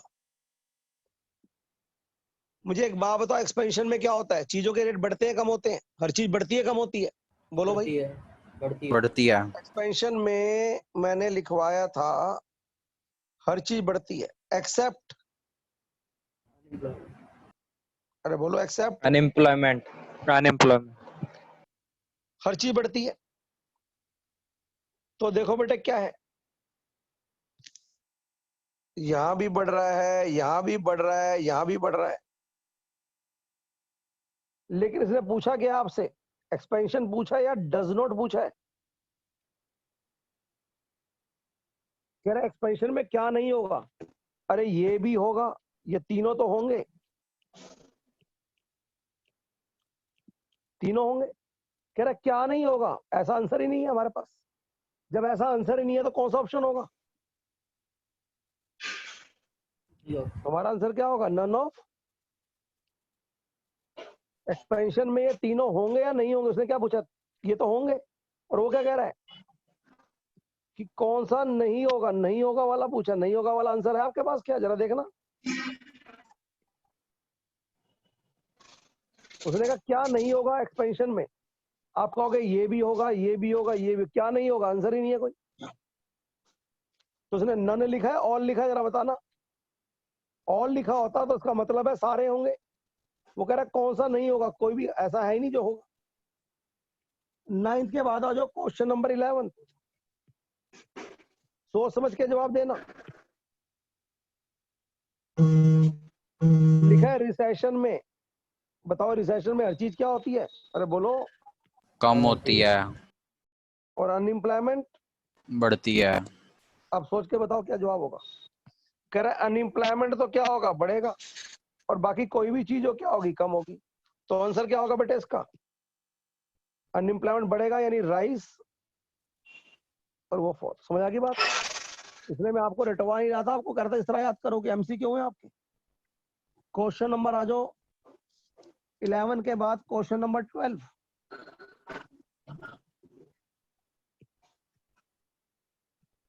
कह रहा है चार फेस कौन कौन से हैं बेटे? जरा बताओ कौन से चार फेस लग रहे हैं?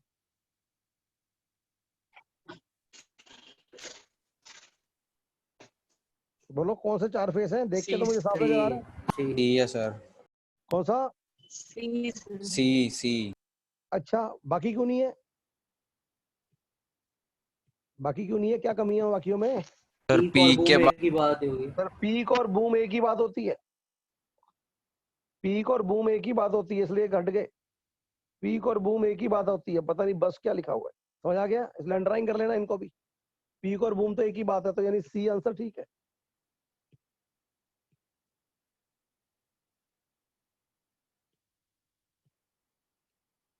हाँ जी, क्वेश्चन नंबर 12 के बाद आ जाओ क्वेश्चन नंबर 13। 13 नहीं, वो तो इंडिकेटर है। क्वेश्चन नंबर 14 बताएं जी।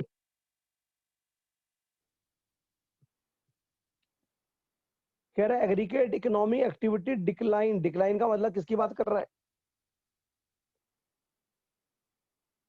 रिसेशन। कॉन्ट्रैक्शन। तो रिसेशन में क्या होगा? रिसेशन का कहते हैं कॉन्ट्रैक्शन। ट्रफ और टर्निंग तो वो वाले पॉइंट हो गए। Question number 15 peak and trough are the turning point. वहां क्वेश्चन नंबर 16 सोच समझ के जवाब दो जी। टाइम लगाओ, जवाब दो।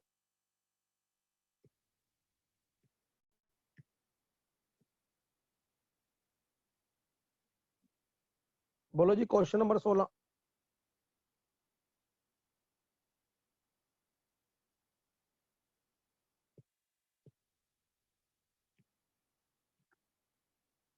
बोले भाई। ए पार्ट।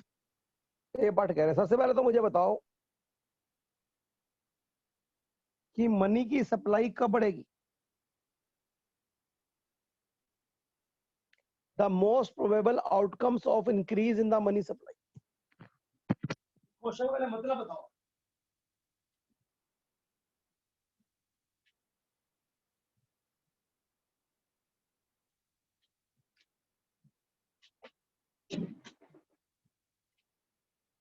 इसका मतलब बताओ बेटे आप लोग, तो बात बनेगी। अगर मनी सप्लाई बढ़ता है तो उससे क्या आउटकम निकलेगा?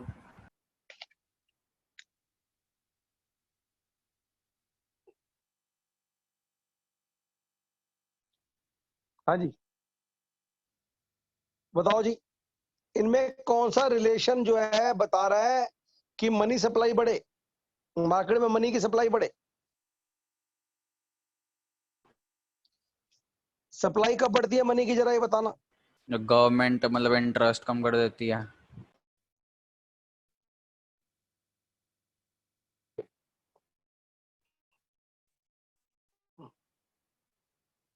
अरे क्या हो गया?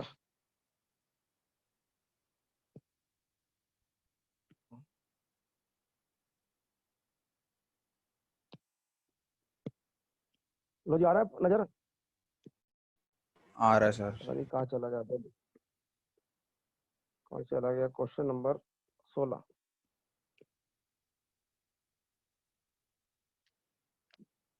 लो जी, मनी की सप्लाई तभी बढ़ेगी जब मनी की डिमांड क्या होगी?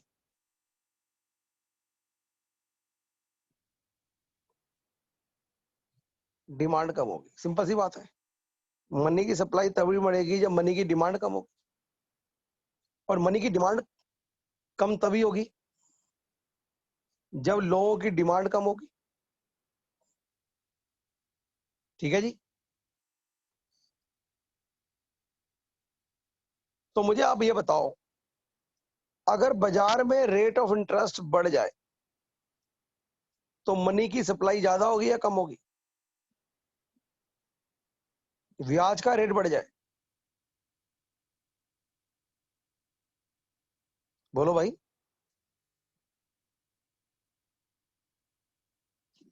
ज्यादा अगर होगी सप्लाई, ब्याज का रेट बढ़ जाए तो मनी की सप्लाई क्या होगी? ज्यादा होगी। लो जी, मैं कहता हूं ब्याज का रेट अगर कम हो जाता है तो क्या होता है, जरा बताना। अगर बाजार में ब्याज, तो मैंने पहले बात तो बताओ, मैंने किसके पॉइंट ऑफ व्यू से कहा था आपको? मैंने किसके पॉइंट ऑफ व्यू से बोला था इंटरेस्ट की बात? Business point of view, business के इंटरेस्ट पॉइंट ऑफ व्यू से या मालिक के पॉइंट ऑफ व्यू से? Business point of business. View. आपको जब बिजनेस साइकिल पढ़ रहे हो तो आप बिजनेस पॉइंट ऑफ व्यू से सोचोगे पहली बात तो।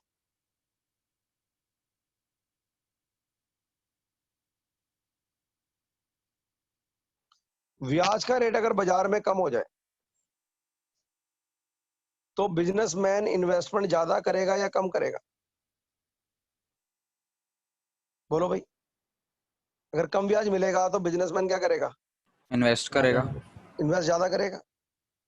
अगर नॉर्मल कंडीशन है कंट्री में, अगर क्या है, नॉर्मल कंडीशन है, ठीक है ना, तो इन्वेस्टमेंट क्या करेगा? ज्यादा करेगा। क्योंकि यहाँ पर कुछ क्वेश्चन में कहीं भी रिसेशन वगैरह नहीं लिखा हुआ, ध्यान से पढ़ो, कहीं भी एक्सपेंशन नहीं लिखा हुआ।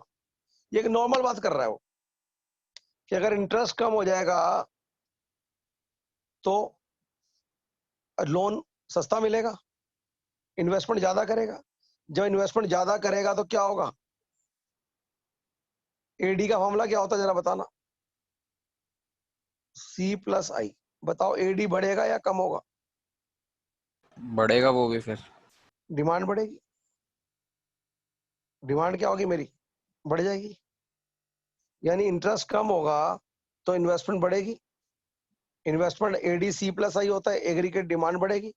जब डिमांड बढ़ेगी तो क्या होगा फिर जरा बताओ। जब डिमांड बढ़ेगी तो क्या होगा, बोलो भाई। मतलब कंजम्पशन भी बढ़ रही है। भाई डिमांड बढ़ रही है, कंजम्पशन बढ़ रही है, तो मार्केट में पैसा ज्यादा आएगा। मनी की सप्लाई मार्केट में क्या होगी? ज्यादा आएगी। मनी की सप्लाई बाजार में क्या आएगी? ज्यादा आएगी। तो वो कह रहा है कि ये मनी की सप्लाई बढ़ तो रही है, बट इसके पीछे का प्रोसेस बताना है। इसके पीछे का हमें बताना है प्रोसेस। अब बात ये आ रही है कि ये सारे ऑप्शन आपके, थोड़ी दूसरे बताना है ऑप्शन गलत क्यों? सर, उसके पीछे का प्रोसेस थोड़ी बताना है, हमें तो आउटकम बताना है उसका। हाँ तो आउटकम्स बताओ ना। तो आउटकम तो उसका इफेक्ट होता है ना। अब तो इफेक्ट आ गया ना। अरे इसको ऐसे ले ले बेटे, इसको ऐसे ले ले तू, चाहे उससे कोई फर्क नहीं पड़ने वाला। लो जी, कहाँ चला गया। मार्केट में अगर मनी ज्यादा आ जाए, लो जी मार्केट में मनी ज्यादा आ जाए, बताओ क्या होगा। मार्केट में मनी अगर ज्यादा आ जाए तो क्या होगा। इस समय बजाना, बाजार में पैसा ज्यादा है कम है इस समय। कम में। इस समय बाजार में पैसा ज्यादा है कम है बेटे, बहुत पैसा है बाजार में। लेकिन लोगों को समझ ये नहीं आ रहा पैसा कहाँ लगाएं। पता है आपको, हर आदमी आज की डेट में ये पूछ रहा है भैया क्या काम करूं, मास का काम करूं, क्या काम करूं, पैसा तो बड़ा हुआ है। अब मुझे बताओ बाजार में अगर ज्यादा पैसा आ जाएगा तो क्या होगा। लोन एंड तो इन्वेस्टमेंट में ब्याज बढ़ेगा या कम होगा, कम होगा। बताओ। ज्यादा पैसा आ जाने से मनी की सप्लाई बढ़ेगी, और जब सप्लाई बढ़ेगी तो रेट ऑफ इंटरेस्ट क्या होगा, कम हो जाएगा। क्योंकि रेट ऑफ इंटरेस्ट क्या होता है, प्राइस ऑफ मनी है, मनी की कीमत है। जब रेट ऑफ इंटरेस्ट कम होगा तो क्या होगा, इन्वेस्टमेंट बढ़ेगी, जिससे एग्रीगेट डिमांड बढ़ेगी। एग्रीगेट डिमांड क्या होती है, C+I। सर अभी आप बोल रहे थे कि मनी की डिमांड कम है तो इसलिए एग्रीगेट डिमांड कम है, इसलिए मनी सप्लाई किसकी, ज्यादा है। आपने बोला था ना मनी अरे सप्लाई बढ़ने का अरे मतलब है। मैं कह रहा हूँ चाहे इसका तो उल्टा चल पड़ेगा, चाहे उल्टा चल पड़े, बात वही है। अगर नहीं, एग्रीगेट आप कह डिमांड रहे बढ़ थे रही है अभी इसका मतलब क्या है। कि एग्रीगेट डिमांड कम हो जाएगी। बेटे मुझे बता, इन्वेस्टमेंट बढ़ने से डिमांड बढ़ेगी या कम होगी, ये बता। एडी का फॉर्मूला क्या होता है। हाँ ये तो बढ़ेगी, ठीक है। आप बोल रहे थे कि मनी की डिमांड कम होगी मैं इसलिए रिवर्स चल एग्रीगेट। रहा था बेटे, मैं इसको रिवर्स लेके चल रहा था। रिवर्स लेके चलेगा तो भी बात वही पड़ेगी, मैं ये कह रहा हूँ तुझे। अब मुझे आप ये बताओ, ये सारी घटनाएं किस पॉइंट पर हो रही हैं। ROI पर हो रही है, इन्वेस्टमेंट कम बढ़ना चाहिए, एडी बढ़ना चाहिए, कहाँ हो रहा है ये? किस पॉइंट पे ये तीनों बातें हो रही हैं कि ROI, इंटरेस्ट गिरेगा, इन्वेस्टमेंट बढ़ेगी, एडी बढ़ेगा। बताओ जी। सी बात पे बेटे हमारा इंटरेस्ट कम हो रहा है, इन्वेस्टमेंट बढ़ रहा है, एडी बढ़ रहा है, ठीक है। बाकी पॉइंट क्यों नहीं हो सकते बताना। बाकी पॉइंट में क्या कमियां हैं, मुझे निशान लगा के दिखाओ।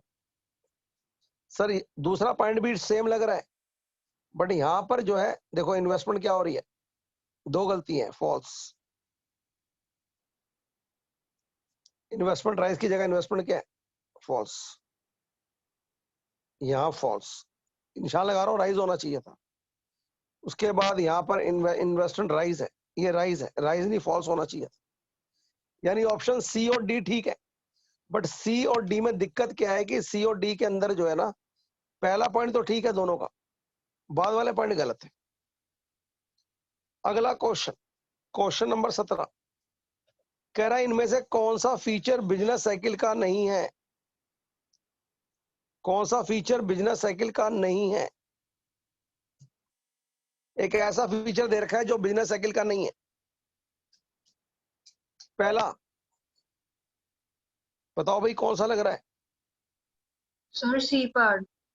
वजह, रीजन। सर उसमें लिखा है कि वो यूनिफॉर्म होता है, सेम कॉज होता है। यूनिफॉर्म नहीं होता, यूनिफॉर्म मतलब हर बार कारण एक नहीं होते। ये कह रहा है हर बार कारण एक होते हैं, बिल्कुल सही बात है। कॉजेस एवरी टाइम, हर बार बिजनेस साइकिल का जो कारण होता है वो डिफरेंट होता है। आपको हिस्ट्री बताइए पूरी की पूरी। अच्छा ये क्या, business cycle is contagious and unpredictable, मतलब छुआछूत की तरह। अगर एक कंट्री में हुई तो दूसरी कंट्री में भी ये फैल जाएगी। ये देखो, इसलिए मैं ये वर्ड यूज कर रहा था आपको बीच में। 17 क्वेश्चन के बाद आ जाओ। ये बताना ऑप्शन है। क्वेश्चन बेटे ऑप्शन ए लिखा है कि बिजनेस साइकिल का जो प्रभाव होता है वो सीरियस पड़ता है सोसाइटी पे। पढ़ नहीं रहा क्या बेटे, देख लो। बिजनेस साइकिल डिस्टर्ब हुई पड़ी है, देख कैसे पढ़ रहे हैं हम लोग वापस में बैठ के, कितनी तकलीफ हो रही है। तो यानी बिजनेस साइकिल का प्रभाव वो कह रहा है अच्छा नहीं पड़ता, बुरा पड़ता है। क्वेश्चन नंबर कहां तक हो गए बेटे, जरा देखना। 17 तक हो गए हैं। अच्छा अभी दो और है बेटे जो मैंने ढूंढे हुए, 18 और 19 भी है। 18 बताना क्या लिखा हुआ है। ये क्वेश्चन जो है रिलेटेड टू रिसेशन है। पता नहीं इंस्टीट्यूट वालों को कैसे पता लग गया रिसेशन ही आने वाला है, सारे क्वेश्चन रिसेशन के डाल रखे हैं। बेटे बताओ रिसेशन में क्या होता है। अरे बोलो, हर चीज कम होती है एक्सेप्ट अनएम्प्लॉयमेंट बढ़ती है। हर चीज बढ़ती है, अनएम्प्लॉयमेंट कम होती है। इसमें से कह रहा है कौन सा फीचर है। अब देखो, क्या सारे ऑप्शन ठीक है? ढूंढो। कह रहा फॉल हो रहा है, डिमांड डिक्रीज हो रही है, ये भी ठीक लग रहा है। कह रहा है इन्वेस्टर का कॉन्फिडेंस बिगड़ेगा, वो नई इन्वेस्टमेंट नहीं करेंगे, ये भी ठीक है। कह रहा है इनपुट के प्राइस बढ़ेंगे, बढ़ेंगे तो नहीं बेटे, क्या होंगे? कौन सा गलत लग रहा है आपको? ठीक। ये जो इनपुट है इसके प्राइस बढ़ेंगे या कम होंगे? रिसेशन में हर चीज क्या होती है? अरे बोलो, कम कम। होती है। रिसेशन में हर चीज क्या होती है? कम होती है। तो यहाँ इंक्रीज नहीं होना चाहिए, डिक्रीज होना चाहिए था। ये रॉन्ग है। और उसने पूछा भी कौन सा है कि वो कैरेक्टरिस्टिक्स बताओ जो नहीं है, एक्सेप्ट वाला, नहीं वाला कैरेक्टरिस्टिक्स, नहीं वाला कैरेक्टरिस्टिक्स बताओ जो कैरेक्टरिस्टिक्स नहीं है। तो डी वाला नहीं है बेटे। और इसके अलावा बेटे कोई और क्वेश्चन देखा? 19 क्वेश्चन भी मैंने लगा रखा है निशान। सर 19 जैसे कोरोना चल रहा है तो उसमें मतलब कह रहे रिसेशन है, तो पर प्राइजेस वगैरह तो सब बढ़ ही रहे हैं चीजों के। किस चीज के? अब मतलब ये जैसे बिजनेस साइकिल बेटे अभी डिक्लेयर नहीं हुई ना। बिजनेस साइकिल कभी शॉर्ट पीरियड की नहीं होती बेटे, ध्यान रखना, लॉन्ग पीरियड की होती है। अभी तो 4-6 महीने हुए, समझ रहे हो? अगर ये लंबी चलेगी बेटे, जो हर बार जब हुई है तो 4 साल, 5 साल, 20 साल तक चली है, तो 20 साल में इसका असर देखा जाएगा। ये जो असर अभी टेम्परेरी है। क्वेश्चन नंबर कौन सा बेटे? 19। मतलब अभी रिसेशन और इन्फ्लेशन में मतलब हाँ, कुछ बोल नहीं सकते। बोल नहीं सकते वो। इन्फ्लेशन और रिसेशन का मतलब ये होता है कि इकोनॉमिक एक्टिविटी में चेंज आना लंबे समय तक, ये होता है। हाँ जी, different pace of business cycle, इसका क्या जवाब है?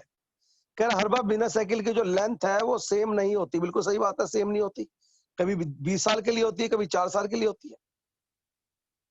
कह रहा एक्सपेंशन हमेशा 10 साल से ज्यादा का होता है, ऐसा कहीं लिखा हुआ है क्या? लास्ट मैनी ईयर, पता नहीं क्या है। इनमें से कौन सा आंसर ठीक लग रहा है बेटे आपको? ए मुझको तो नजर आ ऑप्शन गया आंसर। कौन सा आंसर ठीक है? ए। ए बिल्कुल ठीक है बेटे, क्योंकि बिजनेस साइकिल के अंदर लेंथ कभी सेम नहीं होती। कभी 10 साल के लिए होती है, कभी 12 साल के लिए होती है, और गैप भी क्या होता है? अलग अलग होता है। अब इसके बाद बेटे आगे जो क्वेश्चन है आपके बचे हैं, वो सारे के सारे क्वेश्चन जो हैं वो रिलेटेड टू आगे वाले क्वेश्चन से। तो क्वेश्चन तो कम है, लेकिन अब सारे 2 कॉन्सेप्ट बेटे आपके रह गए। कौन कौन से रह गए बेटे? 2 कॉन्सेप्ट। एक तो आपका रह गया कॉन्सेप्ट कौन सा? फैक्टर, क्या कारण है जिनकी वजह से बिजनेस की लार हो। एक तो इंटरनल फैक्टर है, एक्सटर्नल है। एक तो इनकी बोलेंगे अलग अलग हो रहे हैं, अलग अलग बोलिए।